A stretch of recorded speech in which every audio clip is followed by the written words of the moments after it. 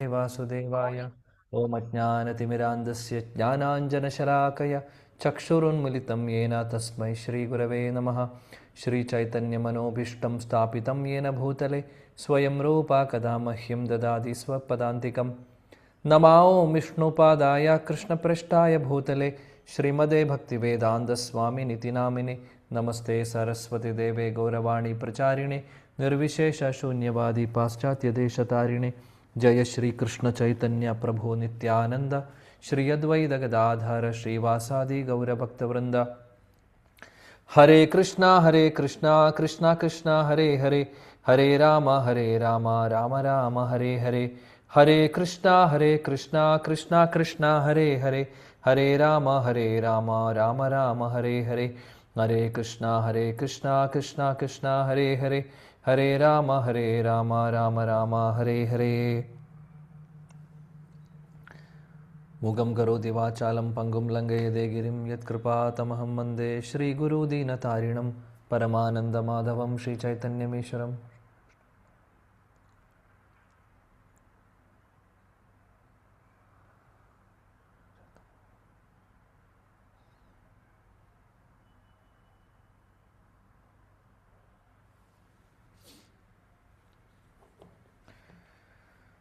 ഹരേ കൃഷ്ണ. പ്രിയപ്പെട്ട എല്ലാ ഭക്തർക്കും എൻ്റെ വിനീതമായ പ്രണാമം.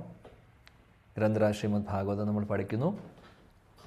കഴിഞ്ഞ ആഴ്ചയിൽ നമ്മൾ 4-ാമത്തെ അധ്യായം ആരംഭിച്ചിരുന്നു. ശ്ലോകം 16 വരെയാണ് നമ്മൾ പഠിച്ചത്. 17-ാമത്തെ ശ്ലോകം മുതൽ നമ്മൾ ഇന്ന് പഠിക്കാൻ പോകുന്നു. അപ്പോൾ ഇതുവരെയുള്ള കാര്യങ്ങൾ എന്ന് പറഞ്ഞാൽ 4-ാമത്തെ അധ്യായത്തിലെ ആ ഒരു ഫ്ലോ എന്താണെന്ന് മനസ്സിലായി എന്ന് വിശ്വസിക്കുന്നു. പെട്ടെന്ന് പറയുവാണെങ്കിൽ കഴിഞ്ഞ ആഴ്ച ബുധനാഴ്ച കഴിഞ്ഞ് ഒരു 4 ദിവസത്തെ ഗ്യാപ്പ് ഉണ്ടായിരുന്നു. അപ്പോൾ നമ്മൾ ബാക്ക് ടു ട്രാക്കിലേക്ക് ആവാൻ വേണ്ടി വളരെ വേഗത്തിൽ പറയുന്നു. 4-ാമത്തെ അധ്യായം തുടങ്ങുന്നത് ശൗനക ഋഷി സൂത ഗോസ്വാമിയോട് ചോദിക്കുന്ന ചോദ്യങ്ങളാണ്. ശൗനക ഋഷിയുടെ ഗുണങ്ങളെക്കുറിച്ച് നമ്മൾ ആദ്യത്തെ 2 ശ്ലോകങ്ങളിൽ പഠിച്ചു. 3-ാമത്തെ ശ്ലോകത്തിൽ ശൗനക ഋഷി ചോദിക്കുന്നു, ഭാഗവതത്തിൻ്റെ ഹിസ്റ്ററിയെക്കുറിച്ച് ചോദിക്കുന്നു. എപ്പോഴാണ് ഭാഗവതം എഴുതിയത്, എപ്പോഴാണ് വന്നത്, ആരാണ് ഇത് എഴുതിയത് എന്നുള്ളതൊക്കെ ചോദിക്കുന്നു. അല്ലെങ്കിൽ എങ്ങനെയാണ് ഭാഗവതത്തിൻ്റെ ആവിർഭാവം എന്നുള്ളതൊക്കെയാണ് ചോദിക്കുന്നത്. അതിനുശേഷം 4-ാമത്തെ ശ്ലോകം മുതൽ 8-ാമത്തെ ശ്ലോകം വരെ നമ്മൾ ശുകദേവ് ഗോസ്വാമിയെക്കുറിച്ചുള്ള ചോദ്യങ്ങൾ, ക്വാളിറ്റീസ്, ശുകദേവ് ഗോസ്വാമിയുടെ ഗുണങ്ങളും അതേപോലെ തന്നെ അദ്ദേഹം എങ്ങനെയാണ് ഹസ്തിനാപുരത്തിൽ വരുന്നതും അല്ലെങ്കിൽ എങ്ങനെയാണ് പരീക്ഷിത്ത് മഹാരാജാവിനെ കാണുന്നത് എന്നുള്ള കാര്യങ്ങളൊക്കെ കണ്ടു. ഇനി അതിനുശേഷം പരീക്ഷിത്ത് മഹാരാജാവിനെക്കുറിച്ചുള്ള ചോദ്യങ്ങൾ ചോദിക്കുന്നത് നമ്മൾ കണ്ടു. 9-ാമത്തെ ശ്ലോകം മുതൽ 12-ാമത്തെ ശ്ലോകം വരെ പരീക്ഷിത്ത് മഹാരാജാവിൻ്റെ ജന്മം, അദ്ദേഹം ചെയ്തിട്ടുള്ള കർമ്മം അല്ലെങ്കിൽ ലീലകൾ, അതേപോലെ തന്നെ ലീല എന്ന് പറയുന്നത് ഭഗവാന്റെ ഭക്തർക്ക് ലീല എന്ന് പറയാൻ പറ്റുമോ എന്ന് ചോദിച്ചു കഴിഞ്ഞാൽ ഭഗവാനുമായിട്ട് കണക്റ്റഡ് ആയിട്ടുള്ള കാര്യങ്ങളെല്ലാം ലീലകളാണ്. അപ്പോൾ കർമ്മം എന്ന് പറയുമ്പോൾ പരീക്ഷിത്ത് മഹാരാജാവിൻ്റെ കർമ്മം എന്ന് പറയുമ്പോൾ നമ്മൾ ചെയ്യുന്ന കർമ്മം പോലെയല്ല. അദ്ദേഹം ശുദ്ധഭക്തനാണ്, എന്നാലും അദ്ദേഹം ചെയ്തിട്ടുള്ള കാര്യങ്ങളാണ് കർമ്മമെന്ന് ഉദ്ദേശിക്കുന്നത്. ജന്മകർമ്മച്ച മേ ദിവ്യം എന്നുള്ള ശ്ലോകം 4-ാമത്തെ അധ്യായത്തിൽ നമ്മൾ ഭഗവത്ഗീതയിൽ പഠിക്കുന്നുണ്ട്. അപ്പോൾ അവിടെ ഭഗവാന്റെ ജന്മം എന്ന് പറഞ്ഞു കഴിഞ്ഞാൽ ഭഗവാന്റെ ആവിർഭാവം, കർമ്മം എന്ന് പറഞ്ഞു കഴിഞ്ഞാൽ ഭഗവാന്റെ ലീലകൾ, ഭഗവാൻ ചെയ്തിട്ടുള്ള കാര്യങ്ങൾ. അപ്പോൾ നമ്മുടെ കർമ്മമായിട്ട് ഒരു ബന്ധവുമില്ല ആ കർമ്മം. അതേപോലെ പരീക്ഷിത്ത് മഹാരാജാവിൻ്റെ ജന്മം, കർമ്മം, അതേപോലെ അദ്ദേഹത്തിൻ്റെ വിരക്തി, എങ്ങനെയാണ് ഈ രാജ്യമെല്ലാം എല്ലാം ഉണ്ടായിരുന്ന അല്ലെങ്കിൽ ലോകം മുഴുവനും ഭരിച്ചുകൊണ്ടിരുന്ന പരീക്ഷിത്ത് മഹാരാജാവ് ഇതെല്ലാം ഉപേക്ഷിച്ച് അദ്ദേഹം എങ്ങനെ പോയി, ഇതൊക്കെ എങ്ങനെ സംഭവിച്ചു, ഇതിൻ്റെ പുറകിലുള്ള കഥ എന്താണ് നടന്നിട്ടുള്ളത്, ഇതായിരുന്നു ചോദ്യം. അങ്ങനെ 13 ചോദ്യങ്ങൾ അവർ ചോദിക്കുന്നു, അല്ലെങ്കിൽ 13 ശ്ലോകങ്ങൾ അവിടെ കഴിയുന്നു. ഇനി 14-ാമത്തെ ശ്ലോകത്തിൽ 14-ാമത്തെ ശ്ലോകം മുതൽ വ്യാസദേവൻ എങ്ങനെയാണ് വേദങ്ങളെ ഡിവൈഡ് ചെയ്തിട്ടുള്ളത് എന്നുള്ളതാണ് നമ്മൾ കാണുന്നത്. അപ്പോൾ അതിൻ്റെ ഭാഗമാണ് നമ്മൾ പഠിച്ചുകൊണ്ടിരിക്കുന്നത്. കഴിഞ്ഞ ക്ലാസ്സിൽ വ്യാസദേവൻ അവിടെ സരസ്വതി നദി തീരത്ത് ഇരുന്ന് അദ്ദേഹം ധ്യാനിക്കുന്നതും അദ്ദേഹം കോൺസെൻട്രേറ്റ് ചെയ്യുന്നു. അദ്ദേഹം ധ്യാനിക്കുന്ന സമയത്ത് അദ്ദേഹത്തിന് മനസ്സിലാവുന്നു കലിയുഗം വളരെ മോശമായിട്ടുള്ള രീതിയിൽ, അല്ലെങ്കിൽ കലിയുഗത്തിൻ്റെ പ്രഭാവം തുടങ്ങി, അതുകൊണ്ട് എന്തെങ്കിലും ഞാൻ ചെയ്യണം, കലിയുഗത്തിലെ ആളുകൾക്ക് വേണ്ടി ഞാൻ എന്തെങ്കിലും ചെയ്യേണ്ട ആവശ്യമുണ്ട് എന്നുള്ളത് അദ്ദേഹം തീരുമാനിക്കുന്നു. അങ്ങനെയാണ് ഇനി പിന്നീട് അദ്ദേഹം ധ്യാനത്തിലൂടെ എന്ത് ചെയ്യണമെന്നുള്ളത് അദ്ദേഹം മനസ്സിലാക്കുന്നതും ഇനി എന്താണ് അത് എന്നുള്ളത് നമുക്ക് നോക്കാം. ഓക്കെ, 17-ാമത്തെ ശ്ലോകവും 18-ാമത്തെ ശ്ലോകവും ഒരുമിച്ചാണ്. അപ്പോൾ ധ്യാനത്തിൽ ഇരിക്കുന്ന സമയത്ത് വ്യാസദേവന് മനസ്സിലാവുന്ന കാര്യങ്ങളാണ്. അതായത് അദ്ദേഹത്തിൻ്റെ ദിവ്യ ചക്ഷുവിലൂടെ വ്യാസദേവൻ കലിയുഗത്തിലെ അവസ്ഥകൾ അദ്ദേഹം മനസ്സിലാക്കുന്നു. കലിയുഗത്തിൻ്റെ ക്വാളിറ്റീസ് നമ്മൾ ഒന്നാമത്തെ സ്കന്ധത്തിൽ ആദ്യത്തെ അധ്യായത്തിൽ പഠിച്ചിട്ടുണ്ട്. 1:10 അല്ലേ? പ്രായേണ അല്പായുഷ സഭ്യ. ആർക്കെങ്കിലും ഓർമ്മയുണ്ടോ ശ്ലോകം? പറയൂ. പ്രായേണ അല്പായുഷ സഭ്യ കലാവസ്മി യുഗേ ജന മന്ദാസു മന്ദമതയ മന്ദഭാഗ്യ ഹ്യുഭദ്രുത. ഓക്കെ, അർത്ഥം പറയൂ, എന്തൊക്കെയാണ്? കലിയുഗത്തിലെ ജനങ്ങൾക്ക് അല്പായുസുക്കളാണ്, പിന്നെ ഓർമ്മശക്തി കുറവാണ്. ഓക്കെ, കറക്റ്റാണ്. പറയൂ ബാക്കി. അല്പായുഷ, അത് ആ ശ്ലോകം. സഭ്യ കലോസ്മിൻ യുഗേ ജന മന്ദ, അതായത് സ്ലോവിലക്കാര് മടി. മടി അയ്യോ പ്രവചു മടി നോ പ്രോബ്ലം. മന്ദ, പിന്നെന്താണ്? സുമന്ദമത എന്ന് പറഞ്ഞാൽ എന്താണ്? വേറെ ആർക്കെങ്കിലും ചാൻസ് കൊടുക്കാം ഞാൻ. മാതാജി അവിടെ വെയിറ്റ് ചെയ്യും. Okay, thank U. വേറെ ആരെങ്കിലും? സുമന്തമതയോ? മന്ദ എന്ന് പറഞ്ഞാൽ മടി, മന്ദര്. സുമന്തമത എന്താണ്? മന്ദബുദ്ധികളാണ്. മന്ദബുദ്ധികൾ. ആകുലചിത്തരാണ്. സുമന്തമതയോ എന്ന് പറഞ്ഞാൽ എന്താണെന്നാണ് ചോദ്യം. ഭാഗ്യഹീനര്. അത് അടുത്ത് വേറെ ക്വാളിറ്റിയാണ്. സുമന്തമതയോ എന്ന് പറഞ്ഞാൽ എന്റെ ചോദ്യം സുമന്തമതയോ എന്ന് പറഞ്ഞാൽ എന്താണെന്നുള്ളതാണ്. മന്ദബുദ്ധികളും അല്പായുസുകളും ഭാഗ്യം കെട്ടവരും ആണ്. ഹരേ കൃഷ്ണ. അവിടെ നാല് കുറെ. അതെ, ഞാൻ പറയാം. അല്പായുഷ, ആയുസ് കുറവ്. ഓക്കെ. മന്ദ, അത് അടുത്ത ക്വാളിറ്റി. സുമന്തമതയോ അടുത്തത്, മന്ദഭാഗ്യ അടുത്തത്, ഉപദ്രുത അടുത്തത്. 5 കാര്യങ്ങൾ പറയുന്നുണ്ട്. ഞാൻ ചോദിക്കുന്നത് അല്പായുഷ ഓൾറെഡി മനസ്സിലായി, ആയുസ് കുറവ്. 2 മന്ദ, മടി എന്ന് പറഞ്ഞു. 3-ാമത്തെ സുമന്തമതയോ എന്താണെന്നാ ചോദ്യം. ശ്ലോകത്തിന്റെ അർത്ഥം മുഴുവനായിട്ടും എല്ലാവർക്കും അറിയാമെന്നറിയാം, പക്ഷെ ഓരോ വാക്കിന്റെ അർത്ഥം മനസ്സിലാക്കണം. തെറ്റായി നടക്കുന്നവർ. ഒന്നുകൂടെ പറയൂ. തെറ്റായി നടക്കുന്നവരെന്നാണ്. ഒരു മിനിറ്റ്, ജയന്തി മാതാജി വെയിറ്റ് ചെയ്യൂ. തെറ്റായി നടക്കുന്നവർ. ഓക്കെ, വേറെ ആർക്കെങ്കിലും? യമുന മാതാജി പറയൂ. നടക്കുന്നവർ.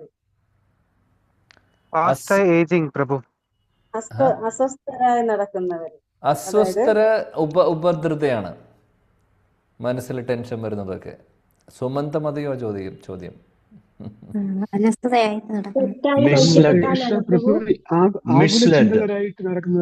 വിദ്യാമാതാജി, ശശികുമാർ പ്രഭു പറയൂ, കേക്കട്ടെ. ആകുല ചിന്തകരായിട്ട് നടക്കുന്നവർ, അതായത് ഒരുമാതിരി മന്ദത ബാധിച്ച് ആകുല ചിന്തകരായിട്ട് നടക്കുന്നവരാണ്. മിസ്ലെഡ് പീപ്പിൾ. വഴിതെറ്റി നടക്കുന്നവര്. ശ്രീഹരി പ്രഭു പറഞ്ഞു, പ്രീതമാതാജിയാണോ ഇപ്പൊ പറഞ്ഞത്? വഴിതെറ്റി നടക്കുന്നവരെന്ന് പറഞ്ഞാൽ എളുപ്പത്തിൽ വഴി തെറ്റാവാൻ ചാൻസ് ഉള്ളവർ. അതായത് ഇന്ന് ഒരാൾ പറഞ്ഞു ഇവിടെ സത്സംഗം നടക്കുന്നുണ്ട്. സത്സംഗം എന്ന് പറഞ്ഞാൽ സത്സംഗം എന്ന് വിളിക്കാൻ പോലും ചിലപ്പോൾ സാധിക്കില്ല. എന്തെങ്കിലും ഒരു സംഘം നടക്കുന്നുണ്ടാവും. അവിടെ ഭയങ്കര സംഭവമാണ്. ഈ അവിടെയുള്ള ഗുരുവോ അല്ലെങ്കിൽ ഒരാൾ ആരാണെങ്കിലും അവർ മാജിക് കാണിക്കുന്നു പറഞ്ഞാൽ എന്തെങ്കിലും ചെപ്പടി വിദ്യകൾ കാണിക്കുന്നുണ്ട്. അങ്ങനെയല്ല പ്രസൻറ്റ് ചെയ്യുക. അത് കാണിക്കുന്നു, അത്ഭുതങ്ങൾ കാണിക്കുന്നു, അവിടെ വരണം. അപ്പോൾ ആളുകൾ അവിടെ പോകുന്നു. അടുത്ത ദിവസം വേറെ സ്ഥലങ്ങളിൽ വേറെ ആരെങ്കിലും പറയുമ്പോൾ അവിടേക്ക് ഓടുന്നു. എവിടെയും ഒരു സ്ഥിരതയില്ലാതെ പെട്ടെന്ന് വഴി തെറ്റാൻ സാധ്യതയുള്ളവർ. അങ്ങനെയാണ് നമ്മുടെ ആചാര്യന്മാരെ സുമന്തമതയോ പറയുന്നത്. ഈ കലിയുഗത്തിലെ ആളുകൾക്ക്, അതായത് മിസ് ഗൈഡഡ് എന്ന് ഇംഗ്ലീഷിൽ എളുപ്പത്തിൽ പറയാം, പെട്ടെന്ന് മിസ് ഗൈഡഡ് ആക്കാം. അതായത് നമ്മൾ പെട്ടെന്ന് ഇന്നിപ്പോൾ ഇങ്ങനെ, നാളെ എന്ത് സംഭവിക്കും, നാളെ ആരെങ്കിലും നമ്മളെ ഇൻഫ്ലുവൻസ് ചെയ്താൽ നമ്മൾ ആ വഴിക്ക് പോകും. അതാണ് സോ മന്ദമതയോ. ഇനി മന്ദഭാഗ്യ എല്ലാവരും പറഞ്ഞു, ഭാഗ്യക്കുറവ്. പിന്നെ ഉപദ്രുത, അതും അതും നേരത്തെ പറഞ്ഞു. അതായത് മനസ്സിലെപ്പോഴും ടെൻഷൻ, സ്ട്രെസ്സും അല്ലെങ്കിൽ ഒരു സമാധാനക്കുറവ്, അതാണ് ക്വാളിറ്റീസ്. Okay, thank U. ഇനി വ്യാസദേവൻ ഇവിടെ 17-ാമത്തെ ശ്ലോകത്തിലും 18-ാമത്തെ ശ്ലോകത്തിലും അതിന് സമമായിട്ടുള്ള അല്ലെങ്കിൽ അതുമായിട്ട് വളരെ നമുക്ക് റിലേറ്റ് ചെയ്യാൻ പറ്റുന്ന രീതിയിൽ തന്നെയാണ് വ്യാസദേവൻ ഇവിടെ പറയുന്നത് ഓരോ അതായത് കലിയുഗത്തിലെ പ്രശ്നങ്ങളെക്കുറിച്ച്. ഓക്കെ, നമുക്ക് ശ്ലോകം ആദ്യം വായിക്കാം, അതിനുശേഷം ഡിസ്കസ് ചെയ്യാം. ഭൗതികാനാം ച ഭാവാനാം ശക്തി ഹൃസം ച തത്കൃതം ശക്തി ഹ്രാസം ച തത്കൃതം അശ്രദ്ധധാൻ നിസത്വാൻ ദുർമേധാൻ ഹ്രഷിതായുഷഃ ദുർഭാഗാംശ്ച ജനാൻ വീക്ഷ്യ മുനിർദിവ്യേന ചക്ഷുഷാ സർവവർണാശ്രമാനാം യത് ദദൗ ഹിതം അമോഘദൃക്. ഓക്കെ, ശോഭ വിജയൻ മാതാജി.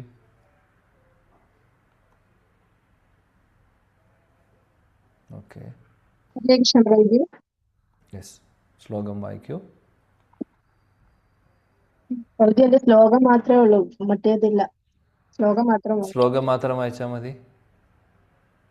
നമോ ഭഗവതേ വാസുദേവായ ഭൗതികാനാം ച ഭാവാനാം ശക്തി പ്രഹ്രാസം ച തത്കൃതം അശ്രദ്ധാൻ നിസ്സത്വാൻ ദുർവേദാൻ പ്രസിദായുഷ ദുർഭഗാം ച ജനാൻ വീക്ഷ്യ നിർദിവ്യേന ചക്ഷുഷ സർവവർണാശ്രമാണാം യദ്ദോഹിതം അമോഘദിക്.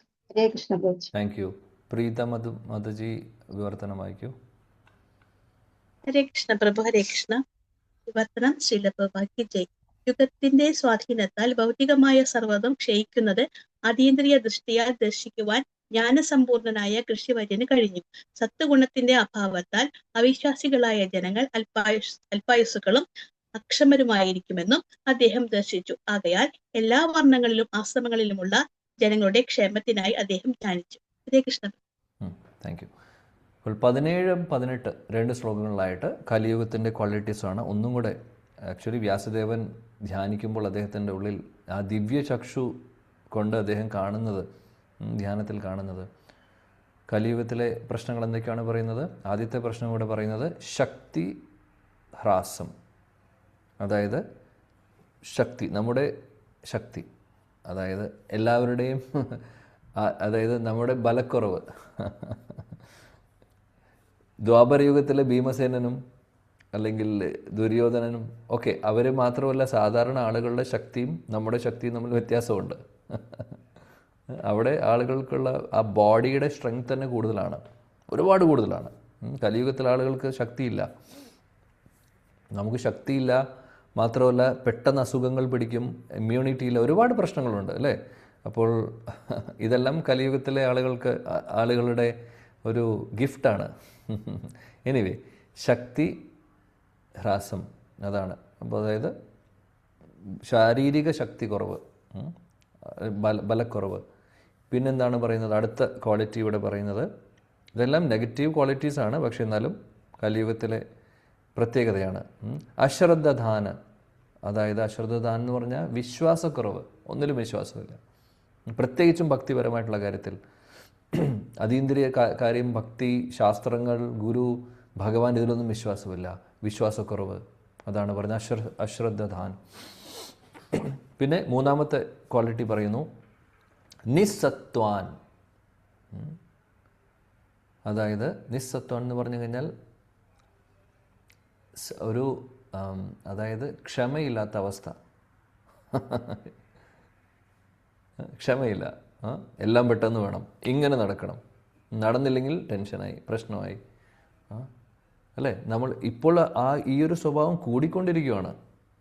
ഓരോരുത്തരും നമ്മുടെ കാര്യങ്ങൾ അനലൈസ് ചെയ്താൽ അറിയാം. കാര്യം ഈ മൊബൈൽ വന്നതിന് ശേഷം എല്ലാം നമ്മൾ പെട്ടെന്ന് നടന്ന് ആ ശീലമായി മാറി. അതായത് എന്തെങ്കിലും സാധനം ഓർഡർ ചെയ്യുന്നു, ആമസോണിൽ ഓർഡർ ചെയ്യുന്നു, പെട്ടെന്ന് അത് വരുന്നു. എല്ലാം വളരെ ഈ വിരൽത്തുമ്പിലായി എന്ന് പറയുന്ന രീതിയിലാണ് ടെക്നോളജി പോകുന്നത്. പക്ഷേ അതുകൊണ്ട് പ്രശ്നം എന്താണെന്ന് വെച്ചാൽ നമ്മുടെ സ്വഭാവം വളരെ മോശമായിക്കൊണ്ടിരിക്കുകയാണ്. കാര്യം നടന്നില്ലെങ്കിൽ അപ്പോഴേക്കും ദേഷ്യമായി. ഒന്നും വേണ്ട, ഒരു മെസ്സേജ് ഒരാൾക്ക് അയച്ചു, വാട്സാപ്പിൽ ഒരു മെസ്സേജ് നമ്മൾ അയച്ചു, അതിനൊരു റിപ്ലൈ സമയത്ത് കിട്ടിയില്ലെങ്കിൽ നമുക്ക് സമാധാനക്കേടായി. അല്ലെങ്കിൽ പറയും അവർ അറിഞ്ഞിട്ടും കണ്ടിട്ടും അറിയിക്കുന്നില്ല, അല്ലെങ്കിൽ അത് വിളിച്ചിട്ടും അല്ലെങ്കിൽ ചെയ്യുന്നില്ല, റെസ്പോണ്ട് ചെയ്യുന്നില്ല. അവർക്ക് അവരുടേതായിട്ടുള്ള തിരക്കോ എന്തെങ്കിലും കാര്യങ്ങളുണ്ടാവും. അതുപോലും ആലോചിക്കാനുള്ള നമുക്ക് ക്ഷമയില്ല. സത്യമല്ലേ? എല്ലാം അങ്ങനെയാണ്. അപ്പോൾ ഈ ഒരു ഡീഗ്രഡേഷൻ നമ്മൾ കണ്ടുകൊണ്ടിരിക്കുകയാണ്. ആലോചിക്കണം, വെറും 5000 വർഷങ്ങളെ ആയിട്ടുള്ളൂ കലിയുഗം തുടങ്ങിയിട്ട്. ഇപ്പോഴേ അവസ്ഥ ഇതാണെങ്കിൽ എന്തായിരിക്കും ഇനി സ്ഥിതി? നമുക്ക് ചിന്തിക്കാൻ പോലും സാധിക്കില്ല. അങ്ങനെയാണ്. അപ്പോൾ ഇതാണ് നിസ്സത്വാൻ. അതായത് ഇതെന്താണെന്ന് വെച്ചാൽ, നിസ്സത്വം എന്ന് പറഞ്ഞു കഴിഞ്ഞാൽ ഈ ക്ഷമയില്ലായ്മ കാരണം എന്താണെന്നും കൂടെ പറയുന്നു. അതായത് സത്വഗുണത്തിൻ്റെ കുറവാണ്. സത്വഗുണമില്ല. കാര്യം സത്വഗുണം എന്ന് പറഞ്ഞാൽ ക്ഷമാശീലമൊക്കെ ഉണ്ടാവും. സത്വഗുണമാണത്, ക്ഷമ എന്ന് പറയുന്നത്. അല്ലെങ്കിൽ ആ ഒരു ഉത്സാഹ, നിശ്ചയ, ധൈര്യ എന്ന് രൂപഗോസ്വാമി ഉപദേശാമൃതത്തിൽ പറയുന്നു. ധൈര്യ എന്ന് പറഞ്ഞു കഴിഞ്ഞാൽ ആ ക്ഷമാശീലം. അപ്പോൾ ഇത് ഇല്ല. കാര്യം സത്വഗുണം കുറവാണ്. അതുകൊണ്ടാണ്. അപ്പോൾ 3 കാര്യങ്ങൾ പറഞ്ഞു: ശക്തി ഹ്രാസം, അശ്രദ്ധധാൻ, നിസ്സത്വാൻ. ഓക്കെ. ഇനി 4ാമത്തെ ക്വാളിറ്റി ഇവിടെ പറയും ദുർമേധാൻ. ദുർമേധാൻ എന്ന് പറഞ്ഞു കഴിഞ്ഞാൽ അതായത് ബുദ്ധിയില്ലായ്മ. നമ്മൾ ഓൾറെഡി പറഞ്ഞു, വേണ്ട രീതിയിൽ ബുദ്ധി പ്രവർത്തിക്കാത്ത അവസ്ഥ. അത് നമുക്കറിയാം. ഇനി 5ാമത്തെ കാര്യം എന്താണ്? ഹ്രഷിത ആയുഷഃ. ഓൾറെഡി നമ്മൾ പറഞ്ഞു പ്രായേണ അല്പായുഷ, ആയുസ് കുറവ് എന്നുള്ളത്. പിന്നെ അവസാനത്തെ ക്വാളിറ്റി, ഇപ്പോൾ എത്ര ക്വാളിറ്റി? 1, 2, 3, 4, 5. 6ാമത്തെ ദുർഭാഗൻ. അത് നമ്മൾ ഓൾറെഡി അവിടെ പറഞ്ഞു, മന്ദഭാഗ്യ എന്നുള്ളത് ഓൾറെഡി നമ്മൾ പഠിച്ചിട്ടുണ്ട്. അപ്പോൾ ഇങ്ങനെ 6 കാര്യങ്ങളാണ് ഇവിടെ ഈ ശ്ലോകത്തിൽ പറയുന്നത്. ശക്തി ഹ്രാസം, അശ്രദ്ധധാൻ, നിസ്സത്വാൻ, ദുർമേധാൻ, ഹ്രഷിത ആയുഷഃ, ദുർഭാഗൻ. ഈ ക്വാളിറ്റി ഇതെല്ലാം കണ്ടുകൊണ്ടിരിക്കുകയാണ് വ്യാസദേവൻ അദ്ദേഹത്തിൻ്റെ ധ്യാനത്തിൽ. ഇതൊക്കെയാണ് ഇനി സംഭവിക്കാൻ പോകുന്നത്. അദ്ദേഹത്തിൻ്റെ ദിവ്യചക്ഷു ഉപയോഗിച്ച് അതീന്ദ്രിയ വീക്ഷണത്തിലൂടെ അദ്ദേഹം ഇതെല്ലാം കണ്ടുകൊണ്ടിരിക്കുന്നു. ഇനി ഇവർക്ക് വേണ്ടി എന്ത് ചെയ്യണം? ഈ കലിയുഗത്തിൽ ആളുകളുടെ അവസ്ഥ ഇതായിരിക്കും. കലിയുഗത്തിൻ്റെ എഫക്റ്റ് കൊണ്ട് ഇതാണ് ഇനി വരാൻ പോകുന്ന അവസ്ഥ. അതുകൊണ്ട് വർണ്ണ ആശ്രമങ്ങൾ, നമുക്കറിയാം വർണ്ണങ്ങൾ, 4 വർണ്ണങ്ങൾ, 4 ആശ്രമങ്ങൾ. ഇവർക്ക് വേണ്ടി എന്താണ് ചെയ്യാൻ പറ്റുന്നത്? നല്ല രീതിയിൽ വർണ്ണാശ്രമ ധർമ്മം ഫോളോ ചെയ്ത ആളുകൾക്ക് പോകാൻ വേണ്ടി ആ ഒരു കാര്യം, ഞാൻ എന്ത് കാര്യമാണ് ചെയ്യേണ്ടത്, അവരുടെ ക്ഷേമത്തിന് വേണ്ടി എന്ത് ചെയ്യണം എന്നുള്ളത് അദ്ദേഹം കണ്ടംപ്ലേറ്റ് ചെയ്യുന്നു. ധ്യാനത്തിലൂടെ അദ്ദേഹം ചിന്തിക്കുകയാണ്. അതാണ് നമ്മളിവിടെ ഈ ശ്ലോകത്തിൽ കാണുന്നത്. ശ്രീല പ്രഭുപാദി ഭാവാർത്ഥത്തിൽ മനോഹരമായിട്ട് പറയുന്നു. നമ്മൾ പറഞ്ഞിട്ടുള്ള, അല്ലെങ്കിൽ ഇതിനു മുമ്പ് 1ാമത്തെ സ്കന്ധത്തിലെ 10ാമത്തെ ശ്ലോകം ഡിസ്കസ് ചെയ്യുന്ന സമയത്ത് നമ്മൾ ഓൾറെഡി പറഞ്ഞിട്ടുള്ള കാര്യമാണ് ഇതിന് കലിയുഗത്തിൻ്റെ എഫക്റ്റുകളെക്കുറിച്ചൊക്കെ. അപ്പോൾ ഇപ്പോൾ നമ്മൾ കാണുന്ന കാര്യങ്ങളൊക്കെ ഒന്നുമില്ലാതെയാവും. കഴിക്കാനുള്ള ഭക്ഷണമില്ലാത്ത അവസ്ഥയാവും, പാലില്ല, വെള്ളമില്ല. എന്തൊക്കെയാണ് ഇനി നമ്മൾ കാണാൻ പോകുന്നത്? നമുക്ക് ചിന്തിക്കാൻ പോലും പറ്റാത്ത കാര്യങ്ങളാണ്. കലിയുഗത്തിൻ്റെ അവസാനത്തോടു കൂടി പറയുന്നു, അല്ലെങ്കിൽ കുറച്ചും കൂടെ കഴിയുമ്പോൾ, അവസാനമൊന്നും ആവണ്ട, നമ്മൾ ആകെ 5000 വർഷമായിട്ടുള്ളൂ, ഇനി കിടക്കുന്ന 4,27,000 വർഷങ്ങൾ ചിന്തിക്കാൻ സാധിക്കുന്നുണ്ടോ നമുക്ക്? ഇപ്പോഴേ അവസ്ഥ ഇതാണെങ്കിൽ എന്തായിരിക്കും 100 വർഷം കഴിഞ്ഞാൽ ഇവിടുത്തെ അവസ്ഥ എന്തായിരിക്കും എന്ന് ചിന്തിക്കാൻ പറ്റുന്നില്ല. പോട്ടെ, 10 വർഷം കഴിഞ്ഞാൽ എന്തായിരിക്കും എന്നുള്ള സ്ഥിതി നമുക്ക് അറിയില്ല. അതാണ് അത്രയും മോശമായിട്ടുള്ള ഒരു ഗതിയിലൂടെയാണ് പോകുന്നത്. നമ്മൾ വിചാരിക്കുന്നു പുരോഗമനമാണ്, ടെക്നോളജിയാണ്, അതെല്ലാം പറയും. പക്ഷേ അധപതനമാണ് സംഭവിച്ചുകൊണ്ടിരിക്കുന്നത്. ഇപ്പോൾ ആർട്ടിഫിഷ്യൽ ഇൻ്റലിജൻസ് AI വന്നതിന് ശേഷം ഒരുപാട് കാര്യങ്ങൾ, എളുപ്പത്തിൽ കാര്യങ്ങൾ നടക്കുന്നു. ഒരുപാട് ബെനിഫിറ്റുകൾ ഇല്ല എന്ന് പറയുന്നില്ല, ഉണ്ട്. ഇവിടെ ജീവിക്കാനുള്ള, അല്ലെങ്കിൽ നമ്മുടെ ഈസിനെസ് കൂടി, അല്ലെങ്കിൽ കുറച്ചും കൂടി ഈസി ആയിക്കൊണ്ടിരിക്കുകയാണ്. പക്ഷെ പ്രോബ്ലം എന്താണെന്ന് വെച്ചാൽ അതിൽ നമ്മുടെ സ്വഭാവത്തെ പ്രതികൂലമായിട്ട് ബാധിക്കുന്നുണ്ട്. അവിടെ നമ്മൾ ആ കാര്യം നമ്മൾ മറക്കുന്നു. അപ്പോൾ ഭക്തിയിൽ അത് സഹായിക്കുന്നുണ്ടോ എന്ന് ചോദിച്ചു കഴിഞ്ഞാൽ, ഒരുപക്ഷെ നമ്മുടെ ജോലി, നമ്മൾ ഏതെങ്കിലും ജോലി ചെയ്യുന്നുണ്ടെങ്കിൽ ഭൗതിക, അല്ലെങ്കിൽ നമ്മളിവിടെ ജീവിക്കാൻ വേണ്ടി നമ്മൾ ജോലിക്ക് പോകുന്നുണ്ട്, ശമ്പളം വാങ്ങിക്കുന്നുണ്ട്. അപ്പോൾ ആ ജോലി എളുപ്പത്തിലാവാൻ വേണ്ടി ചിലപ്പോൾ ഒരുപക്ഷെ AI നമ്മളെ ഹെൽപ്പ് ചെയ്യുമായിരിക്കും.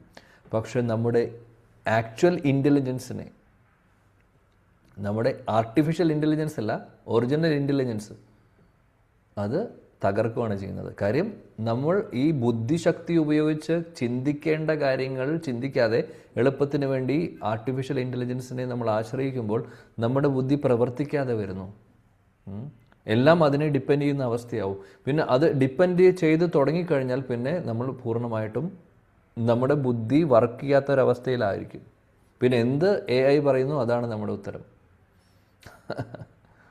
വിവേകബുദ്ധി, ശരിയും തെറ്റും തിരിച്ചറിയാനുള്ള ആർട്ടിഫിഷ്യൽ ഇൻ്റലിജൻസിന് പല കാര്യങ്ങളും നമ്മളെ സഹായിക്കുന്നുണ്ടാവും. പക്ഷേ ആ ഹൃദയം പരിവർത്തനം എന്ന് പറയുന്നത്, നമ്മുടെ ബുദ്ധിയെ, ഭഗവാൻ എന്താ പറയുന്നത്, മനസ്സിനെയും ബുദ്ധിയെയും ശരീരത്തെയും വാക്കുകളെയും എല്ലാം മനസ്സാവാച കർമ്മണ ഭഗവാന്റെ സേവനങ്ങളിൽ എൻഗേജ് ചെയ്യാനാണ് പറയുന്നത്.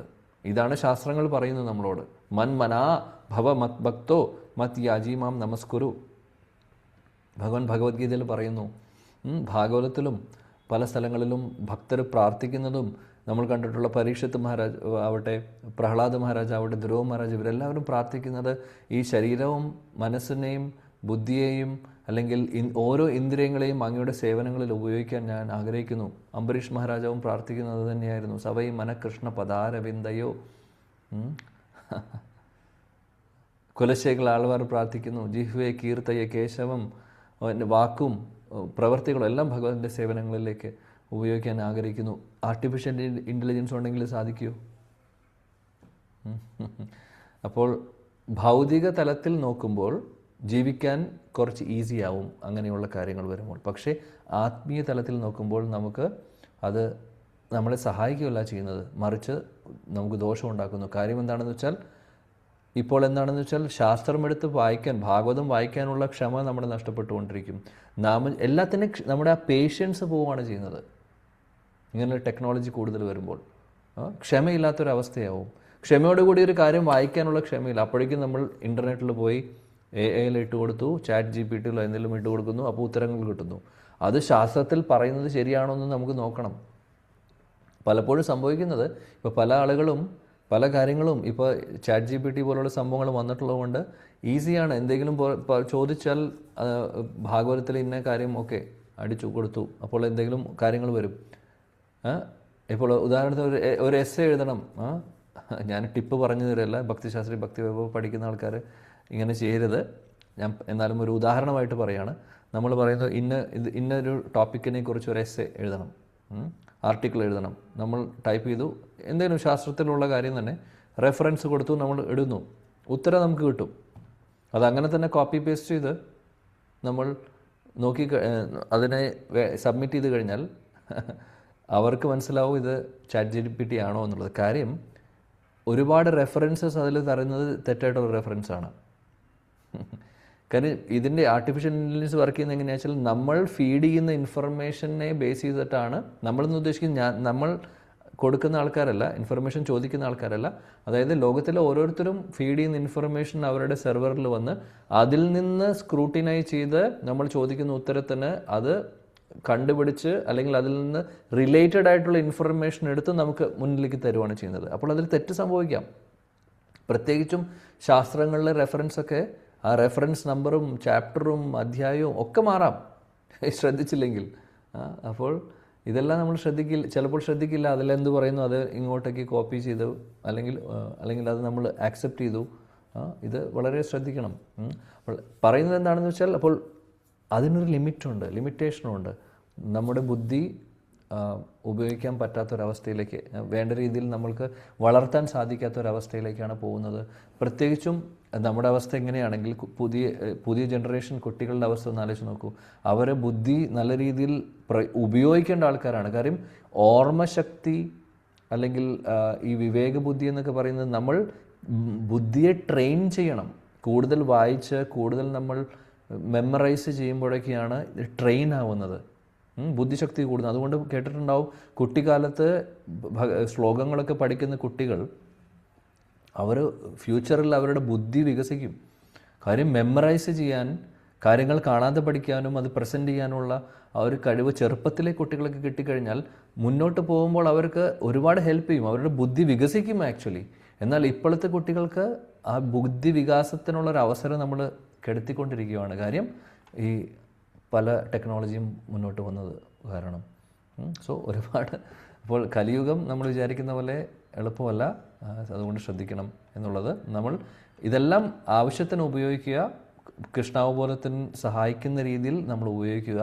കൂടുതൽ അതിനെ ഡിപ്പെൻഡ് ചെയ്ത് കഴിഞ്ഞാൽ നമുക്ക് ബുദ്ധിമുട്ടുകളാവും.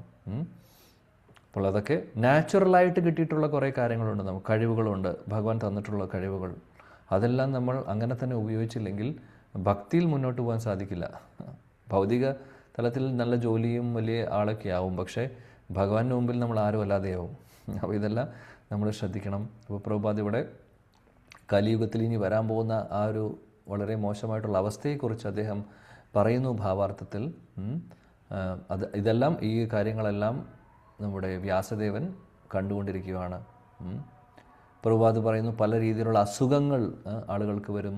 അതേപോലെ ഒരുപാട് മോശമായിട്ടുള്ളൊരു അവസ്ഥയിലേക്കാണ് ആളുകൾ മുന്നോട്ട് പോകുന്നത്. ഇതെല്ലാം നമ്മൾ കണ്ടുകൊണ്ടിരിക്കുകയാണ്. അങ്ങനെയുള്ള പ്രശ്നങ്ങളെല്ലാം വ്യാസദേവൻ കാണുന്നു. എന്നിട്ട് പ്രഭുപാദ് ഒരു പ്രധാനപ്പെട്ട ഒരു കാര്യം പറയുന്നത്, ഇങ്ങനെയുള്ള വ്യാസദേവനെ പോലുള്ള വരിഷ്ഠരായിട്ടുള്ള ഭക്തർ, വ്യാസദേവൻ, നാരദമുനി, ശ്രീപാദ് മാധവാചാര്യ, ശ്രീ ചൈതന്യ മഹാപ്രഭു, അദ്ദേഹത്തിൻ്റെ പാർഷദരായിട്ടുള്ള ശ്രീല രൂപ ഗോസ്വാമി, ഇവരെല്ലാവരും, ശ്രീല ഭക്തി സിദ്ധാന്ത സരസ്വതി, നമ്മുടെ പ്രഭുപാദം, ഇവരെല്ലാവർക്കും ഒരേ ഒരു ആഗ്രഹം ഉണ്ടായിരുന്നുള്ളൂ. അതായത് അവരെല്ലാവരും അതീന്ദ്രിയ തലത്തിൽ ചിന്തിക്കുന്നവരാണ്. അവർക്കെല്ലാവർക്കും ഒരേ ഒരു ആഗ്രഹം ഉണ്ടായിരുന്നുള്ളൂ, എല്ലാവരെയും, ഈ ലോകത്തുള്ള എല്ലാവരെയും രക്ഷിക്കണം. കലിയുഗമാവട്ടെ, ഏത് യുഗം വേണമെങ്കിൽ ആയിക്കോട്ടെ, കലിയുഗത്തിൻ്റെ മോശമായിട്ടുള്ള ക്വാളിറ്റീസും ഉണ്ടാവും, പക്ഷെ സാരമില്ല, എന്നാലും ഇവരെല്ലാവരും ഉദ്ധരിക്കണം എന്നുള്ള ഒരേ ഒരു ആഗ്രഹമേ ഉള്ളൂ ഇവർക്കെല്ലാവർക്കും. അപ്പോൾ അതിനുവേണ്ടി അവർ എല്ലാം ചെയ്യുന്നു, അവർ ഇറങ്ങുന്നു പ്രചരണമായിട്ടും കൃഷ്ണാവബോധം പ്രചരിപ്പിക്കുവാനും നാമവും ഭാഗവതവും എല്ലാവരിലേക്ക് എത്തിക്കുവാനും അവർ ശ്രമിക്കുന്നു. കാര്യം ഇതാണ് ഒരേ ഒരു മാർഗം ഭഗവാന്റെ അടുത്തേക്ക് കൊണ്ടുപോകാൻ. കലിയുഗത്തിലെ ഈ പ്രശ്നങ്ങളിൽ നിന്ന് രക്ഷപ്പെടുത്താൻ വേണ്ടി നമ്മളെ സഹായിക്കുന്നു ഈ ആചാര്യന്മാരെല്ലാവരും. കാര്യം ഇവിടെ ഇരിക്കേണ്ട ആൾക്കാരല്ല, ഇനിയും വളരെ മോശമായിട്ടുള്ള അവസ്ഥയിലേക്ക് നമ്മൾ പോകും. എത്രയും പെട്ടെന്ന് ഇവിടെ നിന്ന് രക്ഷപ്പെടാനുള്ള മാർഗങ്ങളുമായിട്ടാണ് ചൈതന്യ മഹാപ്രഭുവും അദ്ദേഹത്തിൻ്റെ അനുയായികളും നമ്മുടെ ആചാര്യന്മാരെല്ലാവരും വന്നിട്ടുള്ളത്. അതുകൊണ്ട് അത് സ്വീകരിക്കുക, അത് സ്വീകരിച്ച് നല്ല രീതിയിൽ മുന്നോട്ട് പോകുക എന്നുള്ളതാണ് നമ്മൾ ഓരോരുത്തരും ചെയ്യേണ്ടത്. പ്രഭുപാദ് ആ ഒരു കാര്യം കൂടെ നമ്മളെ ഓർമ്മിപ്പിക്കുന്നു. ശ്ലോകം 19.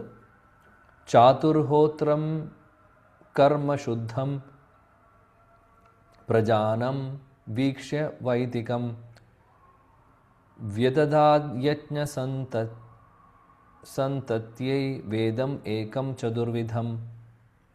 ഓക്കെ, ധനലക്ഷ്മി മാതാജി ഉണ്ടോ?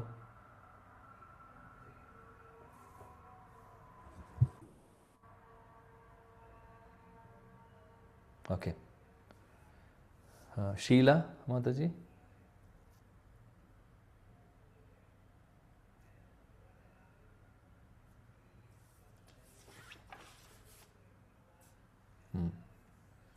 ഓക്കെ, മീന കുമാരി മാതാജി.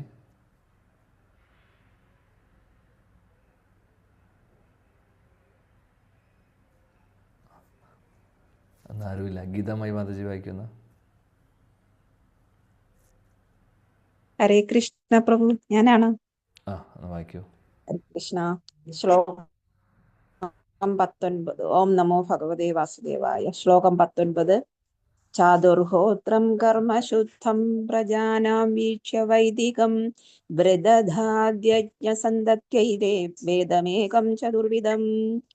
വിവർത്തനം. ശ്രീല പ്രഭുപാദ് കി ജയ്. വേദങ്ങളിൽ പ്രതിപാദിച്ചിരിക്കുന്ന യജ്ഞങ്ങൾ സാമാന്യ ജനങ്ങളുടെ കർമ്മങ്ങളെ ശുദ്ധീകരിക്കുന്നതിനുള്ള മാർഗങ്ങളാണെന്ന് അദ്ദേഹം ദർശിച്ചു. ആകയാൽ പ്രവർത്തന പദ്ധതികളെ ലഘൂകരിക്കുന്നതിനായി അങ്ങനെ ജനമധ്യേ വേദപ്രചാരണത്തിനായി അദ്ദേഹം ഏകവേദത്തെ 4 വിഭജിച്ചു. ഹരേ കൃഷ്ണ. ശ്രീല പ്രഭുപാദ്. ഹരേ കൃഷ്ണ. Thank you. ഇവിടെ വ്യാസദേവൻ വേദങ്ങളെ 4 ഡിവൈഡ് ചെയ്യുന്ന കാര്യമാണ് പറയുന്നത്. അപ്പോൾ ആദ്യം വേദം എന്ന് പറഞ്ഞാൽ 1 ഉണ്ടായിരുന്നുള്ളൂ. അപ്പോൾ അദ്ദേഹം കലിയുഗത്തിലെ ആളുകൾക്ക് ഇത് മനസ്സിലാക്കാനുള്ള ഒരു കഴിവില്ല. അപ്പോൾ അതുകൊണ്ട് അതിനെ കുറച്ചും കൂടെ എളുപ്പമാക്കാൻ വേണ്ടി അദ്ദേഹം 1-നെ 4 ഇതാണ് ചെയ്യുന്നത്. എന്നിട്ട് ഓരോരുത്തരെയും ഏൽപ്പിക്കുന്നു ഈ കാര്യങ്ങൾ. അത് അടുത്ത ശ്ലോകത്തിൽ ഇതിനെക്കുറിച്ച് പറയുന്നുണ്ട്.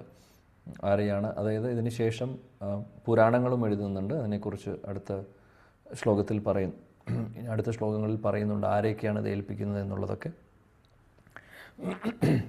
അപ്പോൾ ഇവിടെ പ്രഭുപാദ് ഭാവാർത്ഥത്തിൽ പറയുന്നു 4 വേദങ്ങൾ, ഋഗ്, യജുർ, സാമ, അഥർവ. അതിനുശേഷം 4 വേദങ്ങൾ, അതിനുശേഷം പുരാണങ്ങൾ, അതേപോലെ ഇതിഹാസങ്ങൾ, മഹാഭാരതം ഒക്കെ എഴുതിയിട്ടുണ്ട്. അപ്പോൾ പുരാണങ്ങളെയും മഹാഭാരതത്തെയൊക്കെ 5-ാമത്തെ വേദമായിട്ട് പറയുന്നു. അപ്പോൾ ഇതിനെക്കുറിച്ച് കുറച്ചിവിടെ പ്രഭുപാദ് പറയുന്നുണ്ട്. വ്യാസദേവൻ എന്താ ചെയ്യുന്നത് വെച്ചാൽ അദ്ദേഹം ഇതിനെല്ലാം ഡിവൈഡ് ചെയ്തിട്ട് അതിന് ക്വാളിഫൈഡ് ആയിട്ടുള്ള ആളുകളെ ഏൽപ്പിക്കുകയാണ് ചെയ്യുന്നത്. അവർ പിന്നീട് ഇത് ഇനി വരാൻ പോകുന്ന അല്ലെങ്കിൽ അവരുടെ ഡിസൈപ്പിൾസ് അവരത് പ്രചരണം ചെയ്യുക, അല്ലെങ്കിൽ പഠിപ്പിച്ച് മറ്റുള്ളവരെ പഠിപ്പിച്ച് ഡിസൈപ്പിൾസ് ഗുരു ശിഷ്യ പരമ്പര കൊണ്ടുവരാൻ വേണ്ടി വ്യാസദേവൻ അവർക്ക് അനുമതി കൊടുക്കുന്നു, അല്ലെങ്കിൽ അവരെ ഏൽപ്പിക്കുന്നു. അപ്പോൾ ഇതാണ് ചെയ്യുന്നത്. അപ്പോൾ ജീവഗോസ്വാമി വിശ്വനാഥ് ചക്രവർത്തി ഠാക്കൂറും ഒരു കാര്യം പറയുന്നത് എന്താണെന്ന് വെച്ചാൽ, അവരുടെ ഭാവാർത്ഥത്തിൽ ആദ്യം ഈ വേദം എന്ന് പറഞ്ഞാൽ യജുർവേദം മാത്രമേ ഉണ്ടായിരുന്നുള്ളൂ. യജുർവേദത്തെയാണ് പിന്നീട് 4 എന്നാണ് പറയുന്നത്. അപ്പോൾ 4 1 യജുർവേദം തന്നെ, പിന്നെ അതായത് ആദ്യം ആ വേദത്തെ അറിയപ്പെടുന്നിരുന്നത് യജുർവേദം എന്നായിരുന്നു. അതിനെ പിന്നീട് 4 ഡിവൈഡ് ചെയ്തപ്പോൾ ഋഗ്, യജുർ, സാമ, അഥർവ എന്നുള്ള പേരിൽ അറിയപ്പെടുന്നു. അപ്പോൾ ഈ 4 ഡിവിഷൻ ചെയ്യുന്ന സമയത്ത് 4 പ്രീസ്റ്റ് അല്ലെങ്കിൽ അതിന് വേണ്ടിയിട്ടുള്ള ഈ ഒരു വേദങ്ങളെ അറിയുന്ന ആളുകൾ, ഇത് ഏൽപ്പിച്ചിട്ടുള്ള ആചാര്യന്മാരല്ല. പ്രീസ്റ്റ് എന്ന് പറഞ്ഞു കഴിഞ്ഞാൽ ഇത് കാര്യം എന്താണെന്ന് വെച്ചാൽ ഇത് ഒരു യജ്ഞമാണ്. ഒരു യജ്ഞം പോലെ നമ്മൾ കാണണം. അപ്പോൾ വേദം ആ ഒരു ഋഗ്വേദത്തെക്കുറിച്ച് എല്ലാം അറിയാവുന്ന, അല്ലെങ്കിൽ ഒരു ആചാര്യൻ എന്ന് പറയാൻ വേണമെങ്കിൽ, അല്ലെങ്കിൽ ഒരു പ്രീസ്റ്റ് എന്ന് പറയാം, അങ്ങനെയാണ് അവർ പറയുന്നത്. അപ്പോൾ ഈ 4 വേദങ്ങൾക്കും ഓരോ വ്യക്തികളുണ്ടായിരുന്നു. അപ്പോൾ പേരുകളും പറയുന്നുണ്ട്. നമ്മൾ കൺഫ്യൂഷൻ ആവുമെങ്കിൽ ഞാൻ പറയുന്നില്ല. ബട്ട് എനിവേ അവർ പറയുന്നത് എന്താണെന്ന് വെച്ചാൽ, ആദ്യത്തെ യജുർവേദത്തിൻ്റെ ആള് പ്രീസ്റ്റ് എന്ന് പറഞ്ഞാൽ അദ്വര്യ എന്നുള്ള പേരിലാണ് അറിയപ്പെട്ടത്. പിന്നെ ഹോത്ര എന്ന് പറയുന്ന വ്യക്തിയാണ് ഋഗ്വേദത്തിൻ്റെ. അതേപോലെ ഉദ്ഗാത്ര എന്നുള്ള പേരാണ് സാമവേദം. അദ്ദേഹമായിരുന്നു അതിൻ്റെ ഒരു ബ്രാഹ്മണൻ, ആ ഒരു വേദം അറിയുന്ന ഒരു പ്രീസ്റ്റ് അല്ലെങ്കിൽ ബ്രാഹ്മണൻ എന്ന് പറയുന്നത്. ഇനി 4-ാമത്തെ അഥർവവേദം ബ്രഹ്മ എന്നു പേരുള്ള ഒരു ബ്രാഹ്മണനാണ്. അപ്പോൾ ഈ 4 ബ്രാഹ്മണരാണ് ഈ വ്യാസദേവൻ ഡിവൈഡ് ചെയ്യുമ്പോൾ അവരെയാണ് ആദ്യം ഏൽപ്പിക്കുന്നത്. പിന്നീട് ഇത് മുന്നോട്ട് അദ്ദേഹം വ്യാസദേവൻ പഠിപ്പിച്ചു കൊടുക്കുന്നുണ്ട്. അത് നമുക്ക് നോക്കാം, അടുത്ത ശ്ലോകങ്ങളിൽ പറയുന്നുണ്ട്. ആക്ച്വലി എനിക്ക് തോന്നുന്നു അടുത്ത ശ്ലോകത്തിൽ ഇതിനെക്കുറിച്ച് പറയുന്നുണ്ട്, എങ്ങനെയാണ് ഡിവൈഡ് ചെയ്തതെന്നുള്ളത്. അടുത്ത ശ്ലോകം വായിക്കാം നമുക്ക്, 20-ാമത്തെ. ഓക്കെ, വരദ മാതാജി ഉണ്ടോ?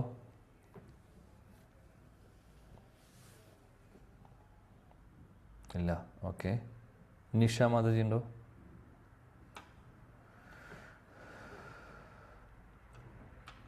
കലാ മാതാജി, കലാദേവി മാതാജി. ഹരേ കൃഷ്ണ പ്രഭുജി. ശ്ലോകമായി ഓം നമോ ഭഗവതേ വാസുദേവായ. ഓം ശ്രീകൃഷ്ണ പരമാത്മനേ നമഃ.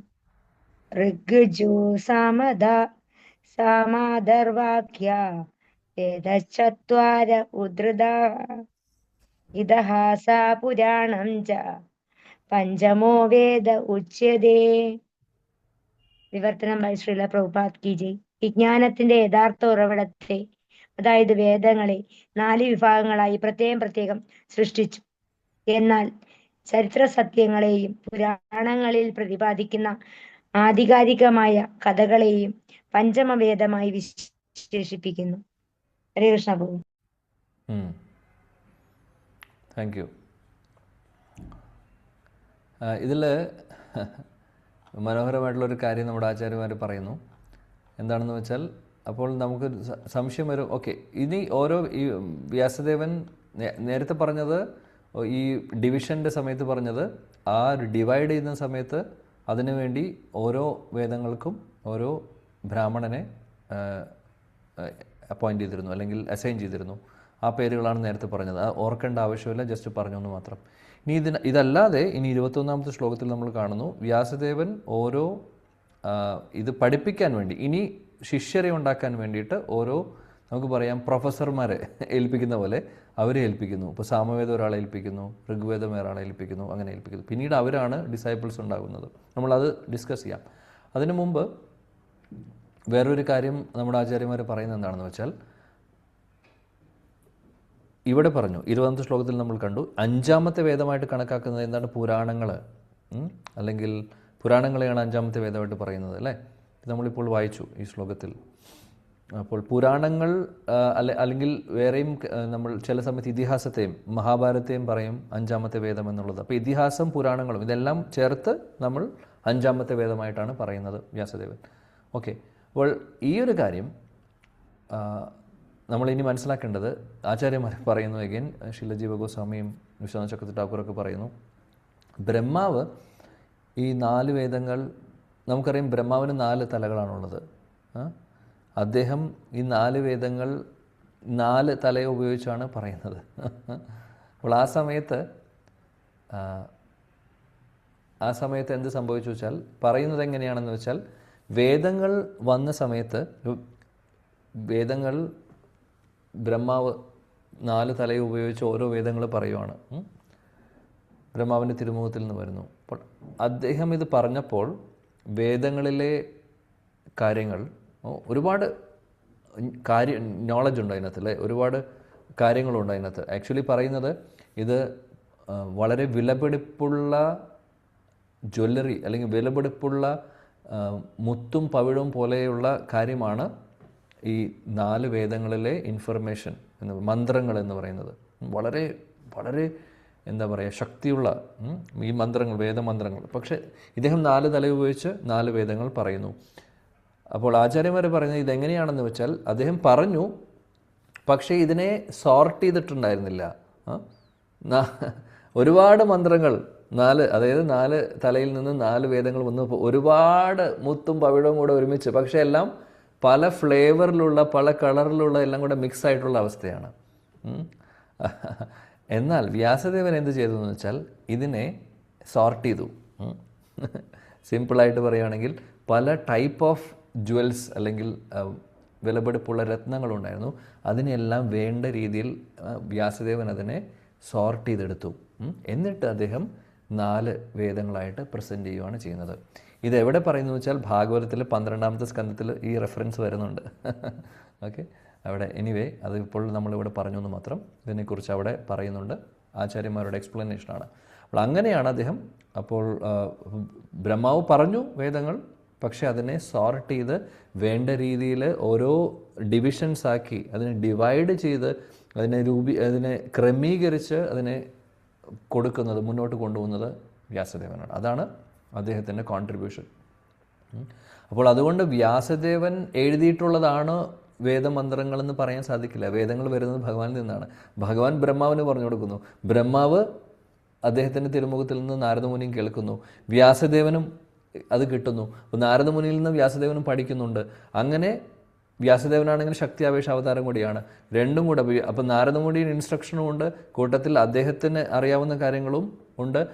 അപ്പോൾ ഇതിനെ ക്രമീകരിക്കുന്നു, ഡിവൈഡ് ചെയ്ത് വേണ്ട രീതിയിൽ അതിനെ ചിട്ടപ്പെടുത്തുകയാണ് വ്യാസദേവൻ ചെയ്യുന്നത്. അപ്പോൾ വ്യാസദേവൻ, അതുകൊണ്ടാണ് പറയുന്നത് വ്യാസദേവനെ കമ്പൈലറായിട്ടാണ് പറയുന്നത്. എപ്പോഴും കമ്പൈൽ ചെയ്യാന്ന് പറഞ്ഞു കഴിഞ്ഞാൽ എല്ലാത്തിനെയും കൊണ്ടുവന്ന് അതിനെ ഒരു ക്രമമാക്കി ചിട്ടപ്പെടുത്തുക എന്നുള്ളതാണ് ഉദ്ദേശിക്കുന്നത്. എഴുതുക, റൈറ്റർ എന്ന് പറയുന്നതും കമ്പൈലർ എന്ന് പറയുന്നതിന് വ്യത്യാസമുണ്ട്, അർത്ഥം വ്യത്യാസമുണ്ട്.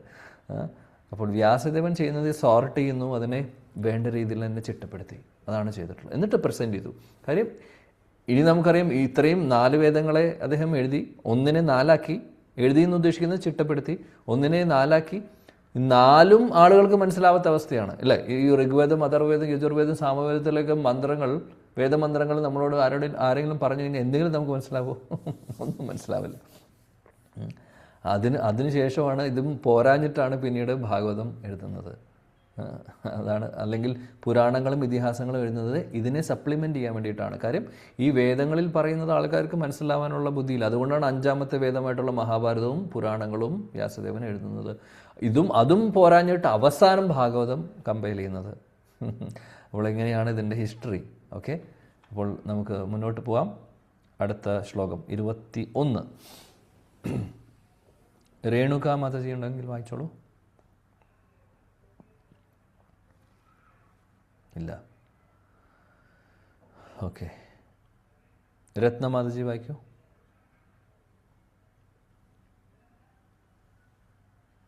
हरे कृष्ण प्रभु, हरे कृष्ण प्रणामम. വായിക്കൂ. तत्र हृद्वेदधरा पैला स्वामगो जैमिनी कवि वैशम्पायेन एवैगो निष्णदो യജുഷാമുദാ. ഭാവാർത്ഥം വിവർത്തനം. ശ്രീല പ്രഭാതർ കി ജയ്. വേദങ്ങളെ 4ആയി വിഭജിച്ച ശേഷം പൈല ഋഷി ഋഗ്വേദത്തിന്റെയും ജൈമിനി സാമവേദത്തിന്റെയും ആചാര്യന്മാരായി തീരുകയും വൈശമ്പായനൻ ഒറ്റയ്ക്ക് യജുർവേദത്താൽ മഹനീയനാവുകയും ചെയ്തു. ഹരേ കൃഷ്ണ പ്രഭു. Thank you. അടുത്ത ശ്ലോകവും ഇതുമായിട്ട് ചേർന്ന് നിൽക്കുന്നതാണ്. അതുകൊണ്ട് ലത മാതാജി വായിക്കൂ. ലതാ കുമാരി മാതാജി. കൃഷ്ണ. ശ്ലോകം 22. അഥർവാംഗിര സമീസിസോമൻ അന്തർധരുണോ മുനി ഇതിഹാസ പുരാണാനാം പിതാമേ രോമഹർഷണ. ശ്രീല പ്രഭാതർ കി ജയ്. അർപ്പണബോധത്തോടെ നിരതനായ സുമന്തു മുനി അങ്കിരസിന്റെ പക്കൽ അഥർവവേദത്തെ ഏൽപ്പിച്ചു. തന്റെ പിതാവായ രോമഹർഷനെ പുരാണങ്ങളുടെയും ഇതിഹാസങ്ങളുടെയും ചുമതല ഏൽപ്പിച്ചു. ഹരേ കൃഷ്ണ. Thank you. 21, 22 2 ശ്ലോകങ്ങളായിട്ട് വേദങ്ങൾ ഓരോ പ്രൊഫസേഴ്സിനെ ഏൽപ്പിക്കുന്ന പോലെ ഓരോ ആൾക്കാരെ ഏൽപ്പിക്കുകയാണ്. ഈ 4 വേദങ്ങളെയും പിന്നെ പുരാണങ്ങളും. അപ്പോൾ ഈ 2 ശ്ലോകങ്ങളായിട്ട് പറയുന്നത് ഋഗ്വേദത്തെ ഏൽപ്പിക്കുന്നത് ആരെയാണ്? പൈല ഋഷി, വ്യാസദേവൻ, അവർക്കാണ് ആ റെസ്പോൺസിബിലിറ്റി കൊടുക്കുന്നത്. സാമവേദം കൊടുക്കുന്നത് ആർക്കാണ്? ജൈമിനിക്കാണ്, ജൈമിനി ഋഷിക്കാണ്. യജുർവേദം കൊടുക്കുന്നത് വൈശമ്പായന, ശ്രീ വൈശമ്പായനോവാച, വിഷ്ണു സഹസ്രനാമത്തിൽ നമ്മൾ കേട്ടിട്ടുണ്ടല്ലേ. അപ്പോൾ വൈശമ്പായന ഋഷിയാണ് യജുർവേദം ഏൽപ്പിക്കുന്നത്. അഥർവവേദം ഏൽപ്പിക്കുന്നത് സുമന്തു മുനി അല്ലെങ്കിൽ അങ്കിര മുനി, അങ്കിര ഋഷി. പുരാണങ്ങളെ ഏൽപ്പിക്കുന്നത് രോമഹർഷൻ, നമ്മുടെ സൂത ഗോസ്വാമിയുടെ അച്ഛൻ, സൂത ഗോസ്വാമിയുടെ അച്ഛൻ. അപ്പോൾ സൂത ഗോസ്വാമിയാണിത് പറയുന്നത്. സൂത ഗോസ്വാമി പറയുന്നു അച്ഛനെയാണ് പുരാണങ്ങൾ ഏൽപ്പിച്ചിട്ടുള്ളത് എന്നുള്ളത്. അപ്പോൾ രോമഹർഷൻ്റെ കഥ നമുക്കറിയാം. അദ്ദേഹം ദശമസ്കന്ധത്തിൽ പറയുന്നുണ്ട്, ഇതിനെക്കുറിച്ച് സ്റ്റോറി പറയുന്നുണ്ട്. അപ്പോൾ രോമഹർഷൻ അത്രയും വലിയൊരു പൊസിഷൻ, വ്യാസദേവൻ നേരിട്ട് പുരാണങ്ങളുടെ പ്രൊഫസറായി നിയമിച്ചിട്ടുള്ള വ്യക്തിയാണ് രോമഹർഷൻ. അത്രയും വലിയ പൊസിഷനാണ് അദ്ദേഹത്തിനുള്ളത്. അത്രയും വലിയ പൊസിഷനുള്ള ഒരു വ്യക്തി അതിൻ്റേതായിട്ടുള്ള ക്വാളിറ്റിയും ഉണ്ടാവണം അദ്ദേഹത്തിന്. ക്വാളിറ്റി എന്ന് പറയുന്നത് പണ്ഡിതൻ എന്നുള്ള ക്വാളിറ്റി അല്ല പറയുന്നത്. ആരെ ബഹുമാനിക്കണം എന്നുള്ളതും അഹങ്കാരം പാടില്ല എന്നുള്ളതും ഇതെല്ലാം ഇമ്പോർട്ടൻ്റ് ആണ് അല്ലേ. ഒരു ഗുരു അല്ലെങ്കിൽ ഒരു ആചാര്യനായിട്ട് ഇരിക്കുന്ന ഒരാൾക്ക് ഒരിക്കലും പാടില്ലാത്ത സ്വഭാവങ്ങളാണ് ഇതെല്ലാം. അഹങ്കാരം പാടില്ല, മറ്റുള്ളവരെ റെസ്പെക്റ്റ് ചെയ്യുക, റെസ്പെക്റ്റ് ചെയ്യാതിരിക്കുക, ഇതെല്ലാം. അപ്പോൾ നമുക്ക് ആ കഥ അറിയാം. ബലരാമൻ ആ സഭയിൽ വന്ന സമയത്ത് എന്ത് സംഭവിക്കുന്നു എന്നുള്ളത് അല്ലേ. ശൗനക ഋഷിമാർ ആക്ച്വലി രോമഹർഷനിൽ നിന്നായിരുന്നു ഭാഗവതം കേട്ടുകൊണ്ടിരിക്കുന്നുണ്ടായിരുന്നത്, അല്ലെങ്കിൽ രോമഹർഷനെയാണ് ഏൽപ്പിച്ചിട്ടുണ്ടായിരുന്നത്. രോമഹർഷൻ പറയാൻ തുടങ്ങുമ്പോഴാണ് ബലരാമൻ അവിടെ വരുന്നതും. അദ്ദേഹം വേണ്ട രീതിയിൽ ബഹുമാനം കൊടുക്കുന്നില്ല. ബാക്കി എല്ലാവരും എഴുന്നേറ്റ് നിന്ന് ബലരാമനെ സ്വീകരിക്കുന്നു. കാരണം ബലരാമൻ ഗുരുതത്വമാണ്, ഗുരുവാണ്, സമസ്ത ഗുരുവിൻ്റെയും ആസ്ഥാനമാണ്. അല്ലെങ്കിൽ അദ്ദേഹത്തിൽ നിന്നാണ് ഗുരു, അദ്ദേഹത്തിൽ നിന്നാണ് മറ്റുള്ള ഗുരു ജനങ്ങളെല്ലാവരും വരുന്നത്. ആ ഗുരുതത്വം എന്ന് പറയുന്ന വ്യക്തിയാണ്, ഗുരുതത്വമാണ്, അഖണ്ഡ ഗുരുതത്വമാണ് ബലരാമൻ. ആ ബലരാമൻ വരുമ്പോൾ അദ്ദേഹം റെസ്പെക്റ്റ് ചെയ്യുന്നില്ല, വേണ്ട ബഹുമാനം കൊടുക്കുന്നില്ല. എന്ത് സംഭവിക്കുന്നു? രോമഹർഷൻ അവിടെ ബലരാമൻ്റെ കൈകൊണ്ട് അദ്ദേഹം അവിടെ മരിക്കുന്നു. ആ സമയത്ത് പിന്നീട് ബലരാമനോട് എല്ലാവരും റിക്വസ്റ്റ് ചെയ്യുന്നു, ശൗനകാദ ഋഷിമാർ എല്ലാവരും റിക്വസ്റ്റ് ചെയ്യുന്നു, ഞങ്ങൾ ഈ ഒരു യജ്ഞം, ഭാഗവത യജ്ഞം ചെയ്യാൻ തീരുമാനിച്ചതാണ് ലോകത്തിലെ എല്ലാവരുടെയും ക്ഷേമത്തിന് വേണ്ടി. അതിനു വേണ്ടിയിട്ട് രോമഹർഷനെയാണ് ഏൽപ്പിച്ചിരുന്നത്. അപ്പോൾ അദ്ദേഹം മരിച്ചു. ഇനി ആരാണത് ചെയ്യുക? അങ്ങ് അതുകൊണ്ട് ഞങ്ങളെ സഹായിക്കണം. ഇനി അങ്ങോട്ട് എന്ത് ചെയ്യണമെന്ന് ഞങ്ങൾക്കറിയില്ല. അങ്ങ് ഇതിനൊരു സൊല്യൂഷൻ കണ്ടെത്തി തരണമെന്ന് പറഞ്ഞു. അങ്ങനെ പിന്നീട് അപ്പോൾ തിരിച്ച് രോമഹർഷനെ കൊണ്ടുവരണം എന്നുള്ളത് അവർ പറഞ്ഞില്ല. അങ്ങനെയല്ല, പക്ഷേ അങ്ങ് എന്തെങ്കിലും ഒരു കാര്യം ചെയ്തേ പറ്റൂ എന്നുള്ളത് പറഞ്ഞു. അങ്ങ് ഇതിനൊരു സൊല്യൂഷൻ കാണണമെന്ന് ബലരാമനോട് പറഞ്ഞു. അവർ അപേക്ഷിച്ചു. ബലരാമൻ അപ്പോൾ പറഞ്ഞു, സാരമില്ല, കാര്യം ഇങ്ങനെ നടക്കാൻ കാര്യം രോമഹർഷന് കാര്യങ്ങളെല്ലാം അറിയാം. പക്ഷേ അത്രയും വലിയൊരു പൊസിഷനിലിരിക്കുന്ന വ്യക്തി, അദ്ദേഹത്തിന് ഒരുപാട് വൈഷ്ണവ ക്വാളിറ്റീസും ആവശ്യമാണ്. അത് അദ്ദേഹത്തിന് ഉണ്ടായിരുന്നില്ല. അപ്പോൾ അങ്ങനെ ഇദ്ദേഹം ചെയ്തു കഴിഞ്ഞാൽ ഇനി വരുന്ന തലമുറകൾ ഇത് കണ്ടു പഠിക്കും. അപ്പോൾ ആ ഒരു കാര്യം നമ്മൾ ഒരു ലീഡറായിരിക്കുന്ന യദ്യത് ആചരതി ശ്രേഷ്ഠ തത്തത് ഏവേതരോ ജന, ഭഗവത്ഗീത പറയുന്നു അല്ലേ?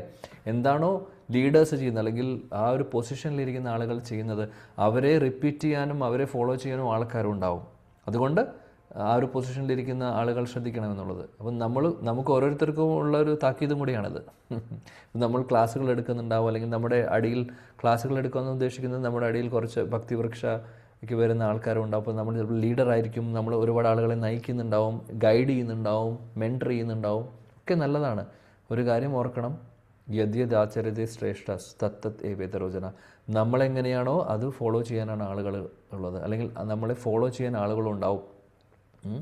അപ്പോൾ നമ്മൾ നല്ല ഉദാഹരണങ്ങളാവണം, നല്ല എക്സാമ്പിൾസ് ആവണം. നമ്മുടെ ക്വാളിറ്റി അവരിലേക്ക് പോകണം, അല്ലെങ്കിൽ അവർ അത് ഫോളോ ചെയ്യും. പോകണം എന്ന് പറഞ്ഞാൽ നമ്മളായിട്ടൊന്നും ചെയ്യേണ്ടെന്നല്ല, അതങ്ങനെ ആവും. അപ്പോൾ നമ്മൾ നല്ല രീതിയിലല്ല ഫോളോ ചെയ്യുന്നതെന്നുണ്ടെങ്കിൽ നമ്മൾ ഓക്കെ, ചിലപ്പോൾ ചില കാര്യങ്ങൾക്ക് നമ്മൾ വിട്ടുവീഴ്ച ചെയ്തുകൊണ്ടുള്ള അങ്ങനെയുള്ളൊരു പ്രാക്ടീസാണ്, സ്പിരിച്വൽ പ്രാക്ടീസാണ് നമ്മൾ ചെയ്യുന്നതെന്നുണ്ടെങ്കിൽ ഇതേ സ്വഭാവമാണ് നമ്മുടെ കീഴിലുള്ള ആളുകൾ പഠിക്കുക. അത് ചെയ്യരുത്. അതുകൊണ്ട് ആദ്യം നമ്മുടെ കാര്യം നമ്മൾ നല്ല രീതിയിൽ ചെയ്യാൻ നോക്കണം. അപ്പോൾ നമ്മൾ എല്ലാവരുടെ മുമ്പിൽ, അല്ലെങ്കിൽ എല്ലാവർക്കും ഒരു നല്ല ഉദാഹരണമാണ് ആയി മാറണം. അത് ഷോ മാത്രമല്ല, ഉള്ളുകൊണ്ട്. ഷോ അല്ല പറയുന്നത്. എല്ലാവരുടെ മുമ്പിൽ നല്ല ആളും പക്ഷെ പുറകിൽ അവരെല്ലാം പോയി കഴിഞ്ഞാൽ വേറെ സ്വഭാവം, അതല്ല ഉദ്ദേശിക്കുന്നത്. ഉള്ളിലും പുറത്തും എല്ലാം നല്ല ഉദാഹരണങ്ങളാവണം, നല്ല എക്സാമ്പിൾസ് ആവണം. അതിന് നമ്മൾ ഫോളോ ചെയ്യണം എന്നുള്ളതാണ് ആദ്യം. അതാണ് ഭഗവാൻ ഭഗവത്ഗീതയിൽ പറയുന്നത്, ഞാൻ ഈ ധർമ്മം അല്ലെങ്കിൽ വർണ്ണാശ്രമ ഒന്നും ഫോളോ ചെയ്യേണ്ട ആവശ്യമില്ല, ഞാൻ യുദ്ധത്തിൽ പങ്കെടുക്കേണ്ട ആവശ്യമില്ല, എനിക്കിതിൻ്റെ ഒന്നും ആവശ്യമില്ല, ഞാൻ ഭഗവാനാണ്. പക്ഷെ ഞാനിത് ചെയ്യുന്നു. യദ്യത് ആചാര്യ ശ്രേഷ്ഠ. കാര്യം ഒരുപക്ഷെ ഇനി വരാൻ പോകുന്ന ആളുകൾ എന്നെ ഫോളോ ചെയ്യുന്ന ആളുകളുണ്ടാവും. അതുകൊണ്ട് ഞാൻ നല്ലൊരു എക്സാമ്പിൾ ആവണം അവരുടെ മുമ്പിൽ. അതുകൊണ്ട് ഞാനിത് ചെയ്യുന്നു, ചെയ്യേണ്ട ഡ്യൂട്ടീസ് ഞാൻ ചെയ്യുന്നു, ഉത്തരവാദിത്തങ്ങളിൽ നിന്ന് ഞാൻ ഓടിപ്പോകുന്നില്ല എന്ന് ഭഗവാൻ പറയുന്നു. അപ്പോൾ നമുക്കുള്ള പാഠമാണ്. അപ്പോൾ രോമഹർഷനെ ആ ഒരു പൊസിഷൻ കൊടുത്തു, ഒക്കെ നല്ലതാണ്. എല്ലാം അദ്ദേഹത്തിന് കഴിവുണ്ട്. അദ്ദേഹത്തിനെ പോലെ പുരാണങ്ങൾ അറിയുന്ന ഒരു വ്യക്തി വേറെയില്ല, ശരിയാണ്. പക്ഷേ ആ വൈഷ്ണവ ക്വാളിറ്റീസ് കുറവായിരുന്നു അദ്ദേഹത്തിന്. ആളുകളെ വേണ്ട രീതിയിൽ റെസ്പെക്റ്റ് കൊടുക്കാതിരിക്കുക, മാത്രമല്ല അഹങ്കാരം ഉണ്ടായിരുന്നു, എനിക്കെല്ലാം അറിയാമെന്നുള്ളത്. അദ്ദേഹത്തിന് അറിയാവുന്നത് കാര്യങ്ങൾ അദ്ദേഹം വ്യാസദേവൻ പറഞ്ഞു കൊടുത്ത കാര്യങ്ങളും, അല്ലെങ്കിൽ ഭഗവാൻ അദ്ദേഹത്തിന് കൃപ കൊടുത്തുകൊണ്ട് അദ്ദേഹത്തിന് പുരാണങ്ങളെ മനസ്സിലാക്കാൻ സാധിച്ചിട്ടുണ്ട്, അല്ലെങ്കിൽ ഈ ഒരു പൊസിഷൻ അദ്ദേഹത്തിന് കിട്ടി. പക്ഷേ അത് അവനവൻ്റെ കഴിവാണെന്ന് വിചാരിച്ചു കഴിഞ്ഞാൽ കഴിഞ്ഞു. അപ്പോൾ വലിയൊരു തത്വം, വലിയൊരു ലെസൺ പഠിപ്പിക്കാൻ വേണ്ടിയിട്ടാണ് അത് സംഭവിച്ചത്. അപ്പോൾ എനിവേ, രോമഹർഷനെ കുറിച്ച് ഇവിടെ പറഞ്ഞപ്പോൾ ഓർമ്മ വന്ന കാര്യങ്ങളാണ്. എന്നാൽ ഇത് വളരെ ഇമ്പോർട്ടൻ്റ് ആയിട്ടുള്ള കാര്യമാണ്. അതിനുശേഷമാണ് സൂതഗോസ്വാമി ഏൽപ്പിക്കുന്നത്.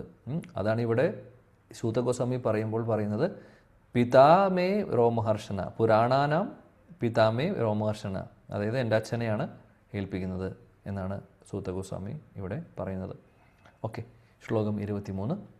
താ ഏതർഷയോ വേദം സ്വം സ്വം വ്യസ്യാൻ അനേകതാ ശിഷ്യേ പ്രശിഷ്യേസ്തച്ഛിക്ഷേർ വേദാസ്തേ ശാഖിനോ ഭവൻ. ഓക്കെ, വിജയ് കുമാരി മാതാജി ഉണ്ടോ? ഹരേ കൃഷ്ണ പ്രഭു. ഓം നമോ ഭഗവതേ വാസുദേവായ. ഹരേ കൃഷ്ണ അനേകത ശിഷ്യസ്യ പ്രശിഷ്യർവേദസ്താ തേ സാഹിനോ ഭവാൻ. വിവർത്തനം ശ്രീശീല പ്രഭുവാദിക്ക് ജയ്. ആരുടെ ഊഴമായപ്പോൾ ഈ സർവ ഉൽപ്പത്തി പണ്ഡിതരും തങ്ങളിൽ നിക്ഷിപ്തമായിരുന്ന വേദത്തെ നിരവധി ശിഷ്യന്മാർക്കും പ്രശിഷ്യന്മാർക്കും ചുമതലപ്പെടുത്തി നൽകി. അപ്രകാരം വേദങ്ങളുടെ യഥാനുക്രമ ശാഖാനുവർത്തികൾ നിലവിൽ വന്നു. Thank you. ഇവിടെ പറയുന്നത് ഇങ്ങനെ ഈ പ്രൊഫസേഴ്സിനെ, അതായത് വേദങ്ങൾ ഈ പറയുന്ന ഋഷിവര്യന്മാരെ ഏൽപ്പിച്ചു. പൈല ഋഷി, ജൈമിൻ ഋഷി, വൈശംപായന ഋഷി, അംഗീരമുനി, രോമഹർഷന, ഇവരെല്ലാവരെയും ഏൽപ്പിച്ചു. അവരോട് പറയുകയും ചെയ്തു, അതായത് നിങ്ങളിത് പഠിച്ച് അല്ലെങ്കിൽ നിങ്ങളിത് മനസ്സിലാക്കിയ കാര്യം മറ്റുള്ളവർക്ക് പറഞ്ഞു കൊടുക്കണം. നിങ്ങൾക്ക് ശിഷ്യരും ശിഷ്യരുടെ ശിഷ്യരും ഒക്കെ വരണം, ഈ ഒരു പരമ്പര ഉണ്ടാവണം എന്ന് പറഞ്ഞുകൊണ്ട് അവരെ ഏൽപ്പിക്കുകയാണ് ചെയ്യുന്നത്. ഇതിനെക്കുറിച്ച് ഇനി പരമ്പരയിൽ ആരൊക്കെയുണ്ട് എന്നുള്ളത് ഭാഗവത്തിൽ തന്നെ പറയുന്നുണ്ട്. പക്ഷെ 1-ാമത്തെ സ്കന്ധത്തിലല്ല, 12-ാമത്തെ സ്കന്ധത്തിലാണ്. 12-ാമത്തെ സ്കന്ധത്തിൽ ഈ ഒരു ഗുരു ശിഷ്യ, ഈ ഗുരു പരമ്പരയെക്കുറിച്ച്, ഈ പരമ്പരയെക്കുറിച്ച് പറയുന്നുണ്ട്. വേദങ്ങളുടെ ഈ പറയുന്ന ഋഗ്, സാമ, യജുർ, അഥർവ വേദങ്ങളുടെയൊക്കെ. ഓക്കെ, എന്തായാലും അതിപ്പോൾ നമ്മൾ പഠിക്കേണ്ട ആവശ്യമില്ല, അവിടെ എത്തുമ്പോൾ നോക്കാം. ഓക്കെ, അപ്പോൾ അതാണ് ഈ ശ്ലോകത്തിൽ നമ്മൾ പഠിച്ച കാര്യം. അടുത്ത ശ്ലോകത്തിലേക്ക് പോവാം. ത ഏവ വേദ ദുർമേധേർ ധാര്യന്തെ പുരുഷേര്യത ഏവം ചകാര ഭഗവാൻ വ്യാസ കൃപണ വത്സല. ഓക്കെ, കൃഷ്ണ അജിത് മാതാജി.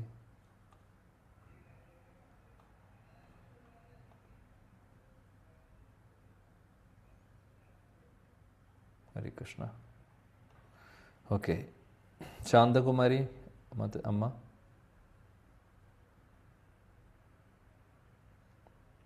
ശാന്തകുമാരി.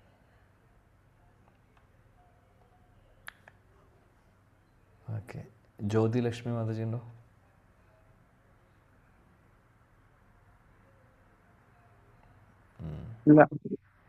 ഓക്കെ, കൃഷ്ണകുമാരി മാതാജി വായിക്കൂ.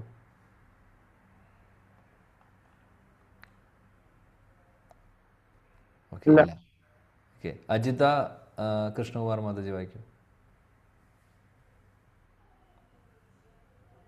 അജിത മാതാജി പുസ്തകം ഉണ്ടെങ്കിൽ.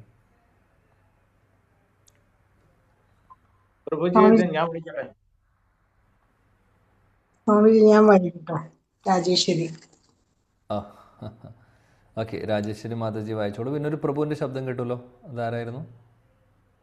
ഹരേ കൃഷ്ണ, പീതാംബര പ്രഭുവിനെ. ഹരേ കൃഷ്ണ. പീതാംബര പ്രഭുവായിരുന്നു അല്ലേ? ശരി, രാജശ്രീ മാതാജി ആദ്യം വായിക്കൂ.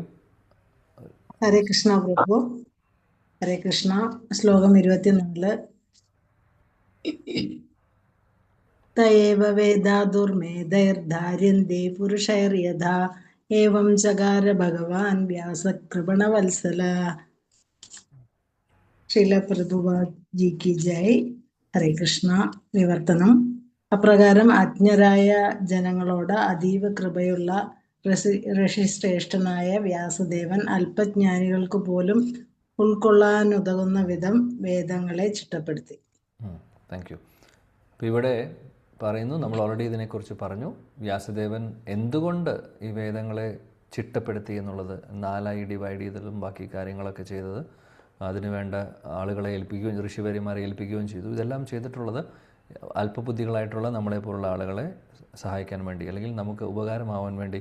ഇല്ലെങ്കിൽ ഇതൊന്നും മനസ്സിലാക്കാനുള്ള കഴിവോ അല്ലെങ്കിൽ അതിനുള്ള പ്രാപ്തിയോ നമുക്കില്ല. അതാണ് ഇവിടെ ഈ ശ്ലോകത്തിൽ പറയുന്നത്. ശ്രീല പ്രഭുജി ഭാവാർത്ഥത്തിൽ വിശദീകരിക്കുന്നു.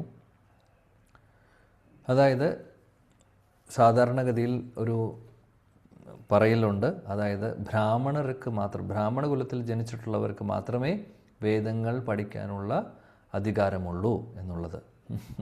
അല്ലേ? എങ്ങനെയുള്ളൊരു സ്മാർത്ത ഒരു ചിന്താഗതി നമ്മുടെ രാജ്യത്തും ഉണ്ട് അല്ലേ? ബ്രാഹ്മണർക്ക് മാത്രമേ ഇത് പാടുള്ളൂ എന്നുള്ളത്. അത് ആക്ച്വലി പറയുകയാണെങ്കിൽ വേദങ്ങളാണെങ്കിലും ശാസ്ത്രങ്ങളാണെങ്കിലും അങ്ങനെ ആ ഒരു നിബന്ധന ശാസ്ത്രങ്ങളിൽ പറയുന്നില്ല. പറയുന്നത് ആർക്കാണത് മനസ്സിലാക്കാനുള്ള കഴിവുള്ളത്, മനസ്സിലാക്കാൻ സാധിക്കുന്നത് അവർക്ക് ചെയ്യാം. എന്നാലും അതിന് അതിൻ്റേതായിട്ടുള്ളൊരു ബുദ്ധിയും അതിൻ്റേതായിട്ടുള്ള കഴിവും, അല്ലെങ്കിൽ ആ ഒരു വെറുതെ ആർക്കും ചെയ്യാൻ പറ്റുന്ന കാര്യങ്ങളല്ല ഇതെല്ലാം. എളുപ്പമുള്ള സബ്ജക്റ്റ് അല്ല വേദങ്ങളൊക്കെ എന്ന് പറയുന്നത്. അപ്പോൾ അതായത് ചുരുക്കം പറഞ്ഞു കഴിഞ്ഞാൽ സത്വഗുണം നല്ലോണം ഉള്ളവർക്ക് മാത്രമേ ഇതെല്ലാം ഉൾക്കൊള്ളാൻ സാധിക്കുകയുള്ളൂ. അപ്പോൾ അതുകൊണ്ട് ബ്രാഹ്മണർ എന്ന് പറയുമ്പോൾ സത്വഗുണം ഉള്ളവരാണ്. ആക്ച്വലി പറയുകയാണെങ്കിൽ ശരിയായിട്ടുള്ള ബ്രാഹ്മണർ എന്ന് പറഞ്ഞു കഴിഞ്ഞാൽ സത്വഗുണം കൂടുതലുള്ള ആളുകളാണ്. രജോ ഗുണവും തമോ ഗുണവുമുള്ള ആളുകൾക്ക് ഈ വേദങ്ങൾ പറയുന്ന കാര്യങ്ങളൊന്നും മനസ്സിലാക്കാനോ പറയാനൊന്നും അവർക്കൊന്നും അതിനെക്കുറിച്ച് മനസ്സിലാക്കാൻ എളുപ്പമല്ല. അപ്പോൾ ശിലപ്രഭുപാദ് പറയുന്നത് ഭഗവാൻ എന്ത് ചെയ്തു എന്ന് വെച്ചാൽ, ഭഗവാൻ അറിയാം, അല്ലെങ്കിൽ വ്യാസദേവൻ ഭഗവാനും അതേപോലെ തന്നെ ഭഗവാന്റെ റെപ്രസെൻറ്റേറ്റീവ്സും അവർക്കറിയാം ഈ കലിയുഗത്തിലെ ആളുകളുടെ അവസ്ഥ. സത്യയുഗം പോലെ സത്യയുഗത്തിൽ സത്വഗുണം കൂടുതലായിരുന്നു. സത്വഗുണം പിന്നീട് ത്രേതായുഗം വന്നപ്പോൾ കുറച്ചും കൂടെ കുറഞ്ഞു. ദ്വാപരത്തിലും സത്വഗുണം ഉണ്ടായിരുന്നു, അപ്പോഴും പക്ഷേ കുറഞ്ഞു വരുവാണ്. കലിയുഗമായപ്പോൾ സത്വഗുണം തീരെയില്ലാതെ, അല്ലേ? അപ്പോൾ അങ്ങനെയുള്ള ഒരു അവസ്ഥയിൽ നമുക്കിതൊക്കെ മനസ്സിലാക്കുക എന്ന് പറഞ്ഞു കഴിഞ്ഞാൽ എളുപ്പമല്ല. അതുകൊണ്ട് വ്യാസദേവൻ മാക്സിമം നമ്മളെ സഹായിക്കാൻ വേണ്ടി അതിനെ ഡിവൈഡ് ചെയ്യുന്നു, പല രീതിയിൽ അതിനെ ക്രമീകരിക്കുകയാണ് ചെയ്യുന്നത് എന്നാണ് പറയുന്നത്. ഇനി അടുത്ത ശ്ലോകം കൂടി ഇതായിട്ട് കണക്റ്റഡ് ആണ്. അപ്പോൾ വ്യാസദേവൻ ഇവിടെ പറയുന്നു, ഈ ശ്ലോകത്തിൽ നമ്മൾ പഠിച്ചു, അതായത് അതിനെ ചിട്ടപ്പെടുത്തുന്നു എന്നുള്ളത്, ഡിവൈഡ് ചെയ്യുന്നു എന്നുള്ളത് അല്പബുദ്ധിക്കാർക്ക്. ഇനി അതൊന്നും കൂടെ ക്ലാരിഫൈ ചെയ്യുന്നു അടുത്ത ശ്ലോകത്തിൽ. നമുക്ക് ആ ശ്ലോകം കൂടെ നോക്കി ഇന്നത്തെ ക്ലാസ് അവസാനിപ്പിക്കാം. ഓക്കെ, പ്രഭു വായിച്ചോളൂ. പീതാംബര പ്രഭു വായിക്കും. ഹരേ കൃഷ്ണ. പ്രഭു ദണ്ഡവത് പ്രണാമ. ഹരേ കൃഷ്ണ. ശ്രീ രുദ്രദ്വിജ ബന്ധൂനാം ത്രീന ശ്രുതി ഗോചരാം കർമ്മ ശ്രേയസി മൂഢാനാം ശ്രേയേവം ഭവേദിഹ ഇതി ഭാരതമാഖ്യാനം കൃപയാ മുനീനാ കൃതം. ജയ ശ്രീ പ്രഭുപാദർക്ക് ജയ വിവർത്തനം. ജീവിതത്തിന്റെ ആത്യന്തിക ലക്ഷ്യത്തെ കൈവരിക്കുവാൻ ഇത് ജനങ്ങളെ ഉള്ളവരാക്കി തീർക്കുമെന്ന് കരുണ മൂലം മഹർഷി ചിന്തിച്ചു. അങ്ങനെ അദ്ദേഹം സ്ത്രീകൾക്കും ശൂദ്രർക്കും ദ്വിജബന്ധുക്കൾക്കും വേണ്ടി മഹത്തായ ചരിത്രാഖ്യാനമായ മഹാഭാരതം രചിച്ചു. ഹരേ കൃഷ്ണ പ്രഭു. Thank you. അപ്പോൾ കഴിഞ്ഞ ശ്ലോകത്തിൽ നമ്മൾ വേദങ്ങളെ ഡിവൈഡ് ചെയ്ത കാര്യം പറഞ്ഞു. ഇനി അതിനുശേഷം വ്യാസദേവൻ അറിയാം ശൂദ്രർ അല്ലെങ്കിൽ എല്ലാവരും ബ്രാഹ്മണ ക്ലാസ്സിലുള്ള ആളുകളല്ല, അതൊക്കെ മനസ്സിലാക്കാനുള്ള കഴിവുള്ളവരല്ല. പക്ഷേ ഇവിടെ സ്ത്രീകൾ, ശൂദ്രർ, അതേപോലെ ദ്വിജർ എന്ന് പറയും, ദ്വിജബന്ധു എന്നാണ് പറയുന്നത്. അവർക്ക് വേണ്ടി ഈ പറയുന്ന വേദങ്ങളിൽ പറയുന്ന കാര്യങ്ങൾ മനസ്സിലാക്കാൻ ബുദ്ധിമുട്ടാണ്. അതുകൊണ്ട് അദ്ദേഹം മഹാഭാരതം എഴുതുന്നു. മഹാഭാരതത്തിൽ തത്വങ്ങളെല്ലാം പറയുന്നു, ഭഗവത്ഗീതയുണ്ട്. എന്നാൽ അതിനെ ഒരു കഥയുടെ രൂപത്തിൽ ഒരു ഹിസ്റ്ററി ആയിട്ട് അതിനെ പ്രസൻറ്റ് ചെയ്യുന്നു വളരെ ഭംഗിയായിട്ട്. അപ്പോൾ ആളുകൾക്ക്, ഇപ്പോൾ അല്പബുദ്ധിക്കാരായിട്ടുള്ള ആളുകൾക്ക് മനസ്സിലാക്കുവാൻ കൂടുതൽ സാധിക്കും. അതിനു വേണ്ടിയിട്ടാണ് വ്യാസദേവൻ മഹാഭാരതം എഴുതിയിട്ടുള്ളതെന്ന് പറയുന്നു. ശിലപ്രഭുപാജി ബ്രാഹ്മണർ, ക്ഷത്രിയർ, വൈശ്യർ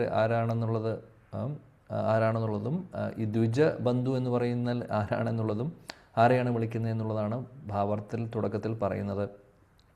അപ്പോൾ ദ്വിജബന്ധു എന്ന് പറയുമ്പോൾ അതായത് അല്ലെങ്കിൽ ബ്രാഹ്മണ കുടുംബത്തിലോ ക്ഷത്രിയനായിട്ടോ വൈശ്യരായിട്ടോ ജനിച്ചു. അതിനുശേഷം ആ സ്പിരിച്വൽ ആധ്യാത്മിക കാര്യങ്ങൾ അവരെ പഠിപ്പിച്ച് അവരെ വേണ്ട രീതിയിൽ മുന്നോട്ട് കൊണ്ടുപോവുകയാണെങ്കിൽ അവർക്ക് പിന്നീട് ദീക്ഷയെല്ലാം കിട്ടുമ്പോൾ, നല്ലൊരു ആധ്യാത്മിക ഗുരുവിൽ നിന്ന് ദീക്ഷ ലഭിച്ചു കഴിഞ്ഞാൽ അവർ ദ്വിജരായി മാറുന്നു. എന്നാൽ ദ്വിജ ബന്ധുക്കൾ എന്ന് പറഞ്ഞു കഴിഞ്ഞാൽ ഇത് പ്രോപ്പർലി സ്പിരിച്വൽ കൾച്ചർ ഫോളോ ചെയ്യാത്ത അവസ്ഥ. സ്പിരിച്വൽ കൾച്ചർ ഫോളോ ചെയ്തില്ലെങ്കിൽ അത് ദ്വിജബന്ധുക്കളായി. അപ്പോൾ സ്പിരിച്വലി, അതായത് നമ്മൾ ചിലപ്പോൾ ഒരുപക്ഷെ ആ ഒരു കുടുംബത്തിൽ ജനിച്ചിട്ടും അല്ലെങ്കിൽ അതിനുള്ള ക്വാളിഫിക്കേഷനുള്ള സ്ഥലത്ത് നമ്മൾ ഉണ്ടായിട്ടും നമ്മൾ വേണ്ട രീതിയിൽ കാര്യങ്ങൾ ഫോളോ ചെയ്യാതെ വന്നു കഴിഞ്ഞാൽ നമ്മൾ ദ്വിജരെന്ന് വിളിക്കാൻ സാധിക്കില്ല, ദ്വിജബന്ധു എന്നാണ് വിളിക്കുന്നത്. ദ്വിജരെന്ന് പറഞ്ഞു കഴിഞ്ഞാൽ 2 ജന്മം ഉള്ളവർ എന്നാണ് അർത്ഥം. ദ്വിജൻ എന്ന് പറഞ്ഞാൽ അതായത് 1 നമ്മുടെ അച്ഛനും അമ്മയിൽ നിന്ന് ജനിക്കുന്നതും 2 ആധ്യാത്മിക ഗുരുവിൽ നിന്ന് ദീക്ഷ കിട്ടുമ്പോൾ ഉള്ള ജന്മമാണ് പറയുന്നത്. അപ്പോൾ 2 ജന്മം അത് പ്രോപ്പർലി ആ സിസ്റ്റമെല്ലാം ഫോളോ ചെയ്യുന്നുണ്ടെങ്കിൽ നമ്മൾ ദ്വിജരെന്ന് വിളിക്കും. ഇല്ലാതെ അല്ലാത്ത അവസ്ഥയാണെങ്കിൽ ദ്വിജബന്ധു എന്ന് വിളിക്കുന്നത്. അതായത് അതിനുള്ള അവസരമുണ്ട്, മാത്രമല്ല ഒരുപക്ഷെ ദീക്ഷയും കിട്ടി, പക്ഷെ വേണ്ട രീതിയിൽ കാര്യങ്ങൾ ഫോളോ ചെയ്യാത്ത ആളുകൾ, അങ്ങനെയുള്ളവർ ദ്വിജബന്ധുക്കൾ. അതും ഒരു അർത്ഥമാണ്. 2, അതിനുള്ള എല്ലാ ഫെസിലിറ്റീസും ഉണ്ടായിട്ടും വേണ്ട രീതിയിൽ അത് ഫോളോ ചെയ്യാത്തവരും ദ്വിജബന്ധുക്കളാണ്. ഇന്നത്തെ കാലത്ത് ദ്വിജബന്ധു എന്ന് പറയുന്ന ആളുകളാണ് കൂടുതൽ. കാര്യം സിസ്റ്റം ഫോളോ ചെയ്യുന്ന ആത്മീയ തലത്തിലുള്ള അല്ലെങ്കിൽ സ്പിരിച്വലായിട്ടുള്ള കൾച്ചർ ഫോളോ ചെയ്യുന്ന ആളുകൾ കുറവാണ്. അതുകൊണ്ട് ഇവിടെയുള്ള ആളുകൾ ക്വാളിഫിക്കേഷൻ ഇല്ലാത്തവരാണ്. പ്രഭുപാദ് അതിനെക്കുറിച്ച് പറയുവാണ്.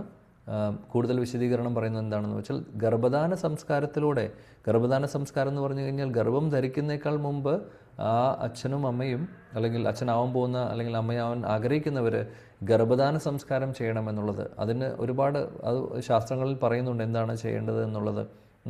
അവിടെ പ്രാർത്ഥനയും നാമജപവും കുറേ സംസ്കാരങ്ങൾ വരുന്നുണ്ട്. അപ്പോൾ നമ്മൾ നല്ലൊരു ആത്മാവിനെ മകനായിട്ടോ മകളായിട്ടോ നമ്മൾ ക്ഷണിക്കുകയാണ് ചെയ്യുന്നത്. അപ്പോൾ അതിൻ്റേതായിട്ടുള്ള കുറച്ച് പ്രോസസ്സുകളുണ്ട് ചെയ്യാൻ. ഈ ഒരു പ്രോസസ്സിലൂടെ, ഈ ഒരു സംസ്കാരം, ഗർഭധാന സംസ്കാരത്തിലൂടെ ജനിക്കുന്ന കുട്ടികൾ അവർ ആ ആത്മീയമായിട്ടുള്ള കാര്യങ്ങളിൽ താല്പര്യമുള്ളവരായിരിക്കും. അങ്ങനെ ജനിച്ചിട്ടുള്ള കുട്ടി പിന്നീട് മുന്നോട്ട് പോയി പതുക്കെ വളർന്നു വന്ന് ഒരു ആധ്യാത്മിക ഗുരുവിൽ നിന്ന് ദീക്ഷ സ്വീകരിക്കുന്നു. അപ്പോൾ അവർ പ്രോപ്പറായിട്ടുള്ള രീതിയിൽ കാര്യങ്ങൾ ഫോളോ ചെയ്യുന്നു. അവരെ നമുക്ക് ദ്വിജരെന്ന് വിളിക്കാം. എന്നാൽ ഇങ്ങനെയൊന്നും ഫോളോ ചെയ്യാതെ, ഗർഭധാന സംസ്കാരമൊന്നും ഇല്ലാതെ, വേണ്ട രീതിയിലൊന്നും കാര്യങ്ങൾ ഫോളോ ചെയ്യാതെ വന്നിട്ടുള്ള ആളുകൾ, ആ ഒരു പ്ലാനിംഗ് ഒന്നും ഇല്ലാതെ കാര്യങ്ങൾ ചെയ്യുമ്പോൾ ആ ഒരു സിസ്റ്റം ഫോളോ ചെയ്യാത്തവരെ ദ്വിജബന്ധുക്കളെന്ന് വിളിക്കുന്നു. അങ്ങനെയുള്ള ദ്വിജബന്ധുക്കളെയാണ് ഇവിടെ പ്രഭുപാദ് ശൂദ്രരായിട്ടും ഒക്കെ ഇവിടെ പറയുന്നത്. അപ്പോൾ അങ്ങനെയുള്ള ആളുകൾക്ക് നാച്ചുറലി ബുദ്ധി കുറവായിരിക്കും. കാര്യങ്ങൾ മനസ്സിലാക്കാനുള്ള അതായത് വേദങ്ങൾ പോട്ടെ, ആത്മീയ തലത്തിലുള്ള കാര്യങ്ങൾ ഉൾക്കൊള്ളാനുള്ള ഒരു ബുദ്ധി കുറവായിരിക്കും അങ്ങനെയുള്ളവർക്ക്. അതുകൊണ്ട് അങ്ങനെയുള്ള ആളുകളെ മുന്നിൽ കണ്ടുകൊണ്ട് വ്യാസദേവൻ മഹാഭാരതം എഴുതുന്നു. കാര്യം കഥയിലൂടെ തത്വങ്ങളെയും വേദങ്ങളിൽ പറയുന്ന സാരം പ്രസൻറ്റ് ചെയ്യുകയാണ് ചെയ്യുന്നത്. അപ്പോൾ ഏറ്റവും പ്രധാനപ്പെട്ട ഭാഗം ഭഗവത്ഗീതയാണ്. ഭഗവത്ഗീതയെ നല്ലൊരു ഭംഗിയായിട്ട് അതിനെ കവർ ചെയ്തുകൊണ്ട്, കുറേ സ്റ്റോറിയും ഒരു സ്റ്റോറി ലൈനും ഒക്കെയായി കവർ ചെയ്തുകൊണ്ട്, അല്ലെങ്കിൽ അതിനെ പ്രസൻറ്റ് ചെയ്യുന്നു മഹാഭാരതത്തിലൂടെ. അങ്ങനെ മഹാഭാരതത്തിൽ പറയുന്നു, തത്വങ്ങളെല്ലാം അതിൽ പറയുന്നുണ്ട് സ്റ്റോറി ഫോമിൽ. അതാണ് മഹാഭാരതത്തിൻ്റെ പ്രത്യേകത. അപ്പോൾ ദ്വിജബന്ധുക്കളായിട്ടുള്ള അല്പബുദ്ധിക്കാരായിട്ടുള്ള ആളുകൾക്ക് മനസ്സിലാക്കുവാൻ വേണ്ടിയിട്ട് വ്യാസദേവൻ ചെയ്തിട്ടുള്ളതാണ് എന്ന് ഇവിടെ പറയുന്നു. ഓക്കെ, അപ്പോൾ അത്രയും നമ്മൾ പഠിച്ചു. ഇനി 26ാമത്തെ ശ്ലോകം മുതൽ നമുക്ക് അടുത്ത ക്ലാസ്സിൽ നോക്കാം, നാളെ പഠിക്കാം. ഓക്കെ, അടുത്ത സെക്ഷൻ തന്നെയാണ് 25 വരെ നമ്മൾ വേദങ്ങളെ വ്യാസദേവൻ ഡിവൈഡ് ചെയ്യുന്നതിനെക്കുറിച്ചാണ്. ഇനി 26 മുതൽ വ്യാസദേവൻ്റെ വിഷമം അദ്ദേഹം പറയുന്നു. അദ്ദേഹം ചിന്തിക്കുകയാണ്, എനിക്ക് സാറ്റിസ്ഫാക്ഷൻ ഇല്ല, എനിക്കൊരു സംതൃപ്തി കിട്ടിയിട്ടില്ല, ഇത്രയും ഞാൻ എഴുതി, വേദങ്ങളെ ഡിവൈഡ് ചെയ്തു, വേദങ്ങളെ ഞാൻ കമ്പൈൽ ചെയ്തു, വേദങ്ങളെ ഡിവൈഡ് ചെയ്തു, അതിന് ആളുകളെ ഏൽപ്പിച്ചു, പിന്നെ പുരാണങ്ങൾ എഴുതി, ഇതിഹാസം എഴുതി, പക്ഷേ എന്നാലും എനിക്ക് സമാധാനമില്ല. ഇതിൻ്റെ ഇടയിൽ ബൈ ദ വേ ഉപനിഷത്തുകളും സംഹിതകളും ഒക്കെ ഇതിൻ്റെ ഇടയിൽ ഓൾറെഡി ഉണ്ട്. അതെല്ലാം നമ്മൾ വേദങ്ങളെന്ന് പറയുമ്പോൾ അതിനെല്ലാം ഒരുമിച്ച് കാണണം. അതെല്ലാം അതിൻ്റെ ഭാഗമാണ്. ഓക്കെ, അപ്പോൾ എന്നിട്ടും അദ്ദേഹത്തിന് സംതൃപ്തി കിട്ടുന്നില്ല. ഇനി അതിനെക്കുറിച്ചുള്ള കാര്യങ്ങളാണ് 26 മുതൽ നമ്മൾ പഠിക്കാൻ പോകുന്നത്. അപ്പോൾ ഭഗവാൻ കൃപയുണ്ടെങ്കിൽ നാളെ മുതൽ നമുക്ക് ബാക്കി നോക്കാം. ഹരേ കൃഷ്ണ ഹരേ കൃഷ്ണ കൃഷ്ണ കൃഷ്ണ ഹരേ ഹരേ, हरे राम राम राम हरे हरे. ग्रंथराज श्रीमद् भागवतम की जय. जगत गुरु शिला प्रभुपाद की जय. गौड़ीय गुरु वृंद की जय. समवेद गौर भक्त वृंद की जय. श्री सच्चिनंदन श्री गौर हरि की जय. जय जय श्री राधे श्याम. श्री वृंदावन धाम की जय. Thank you. जय. हरे कृष्ण प्रभु. जय ഹരേ മഹാഭാരതത്തിലുള്ള ഒരു ഭാഗമല്ലേ ഭഗവത്ഗീത എന്ന് പറയുന്നത്? ഏതാ ഒരു ഭാഗം?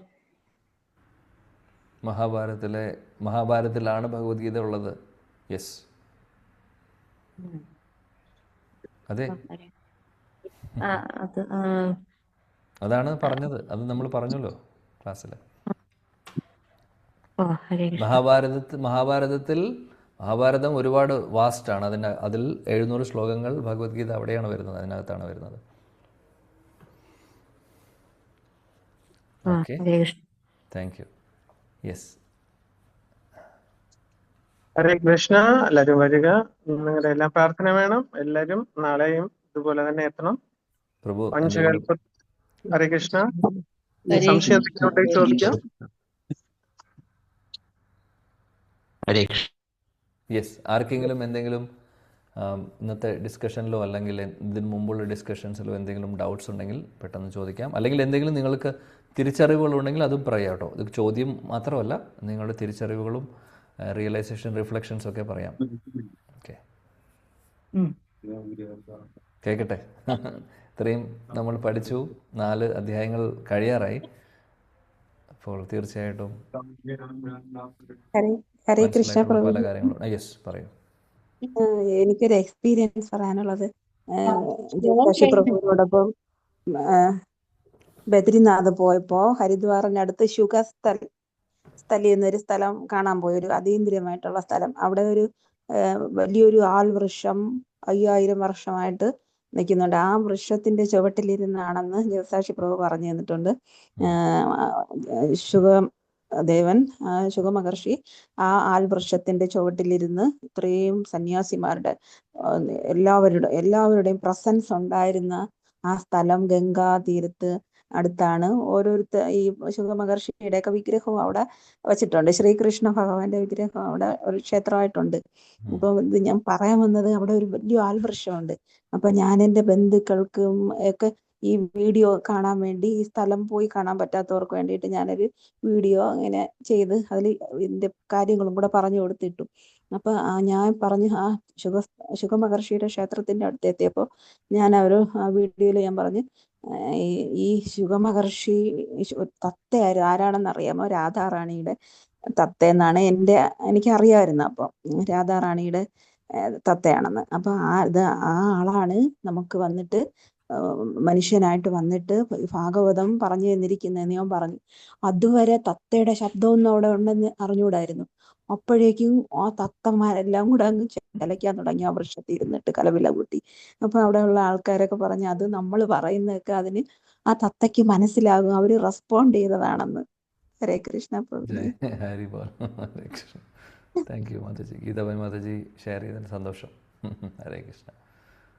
Right, okay. വേറെ ആർക്കെങ്കിലും എന്തെങ്കിലും ചോദിക്കാനോ പറയാനോ ഉണ്ടെങ്കിൽ പറയാം.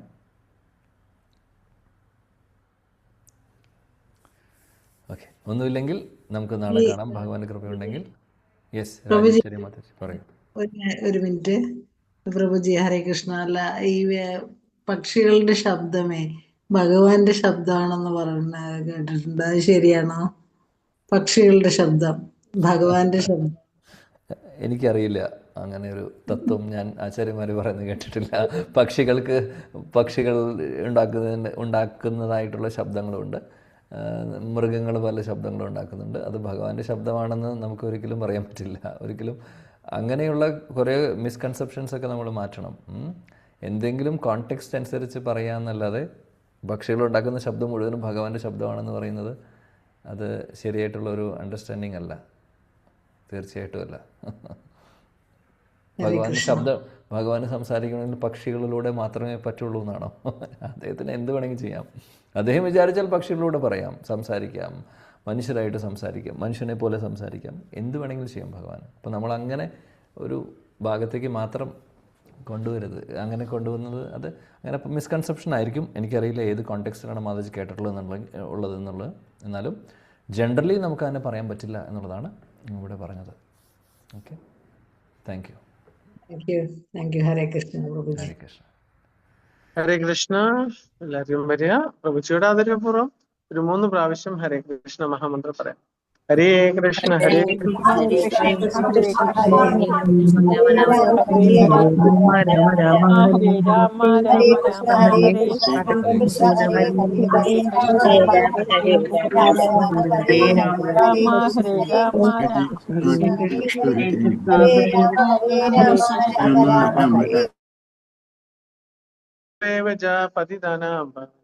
वैष्णवेभ्यो नमो नमः।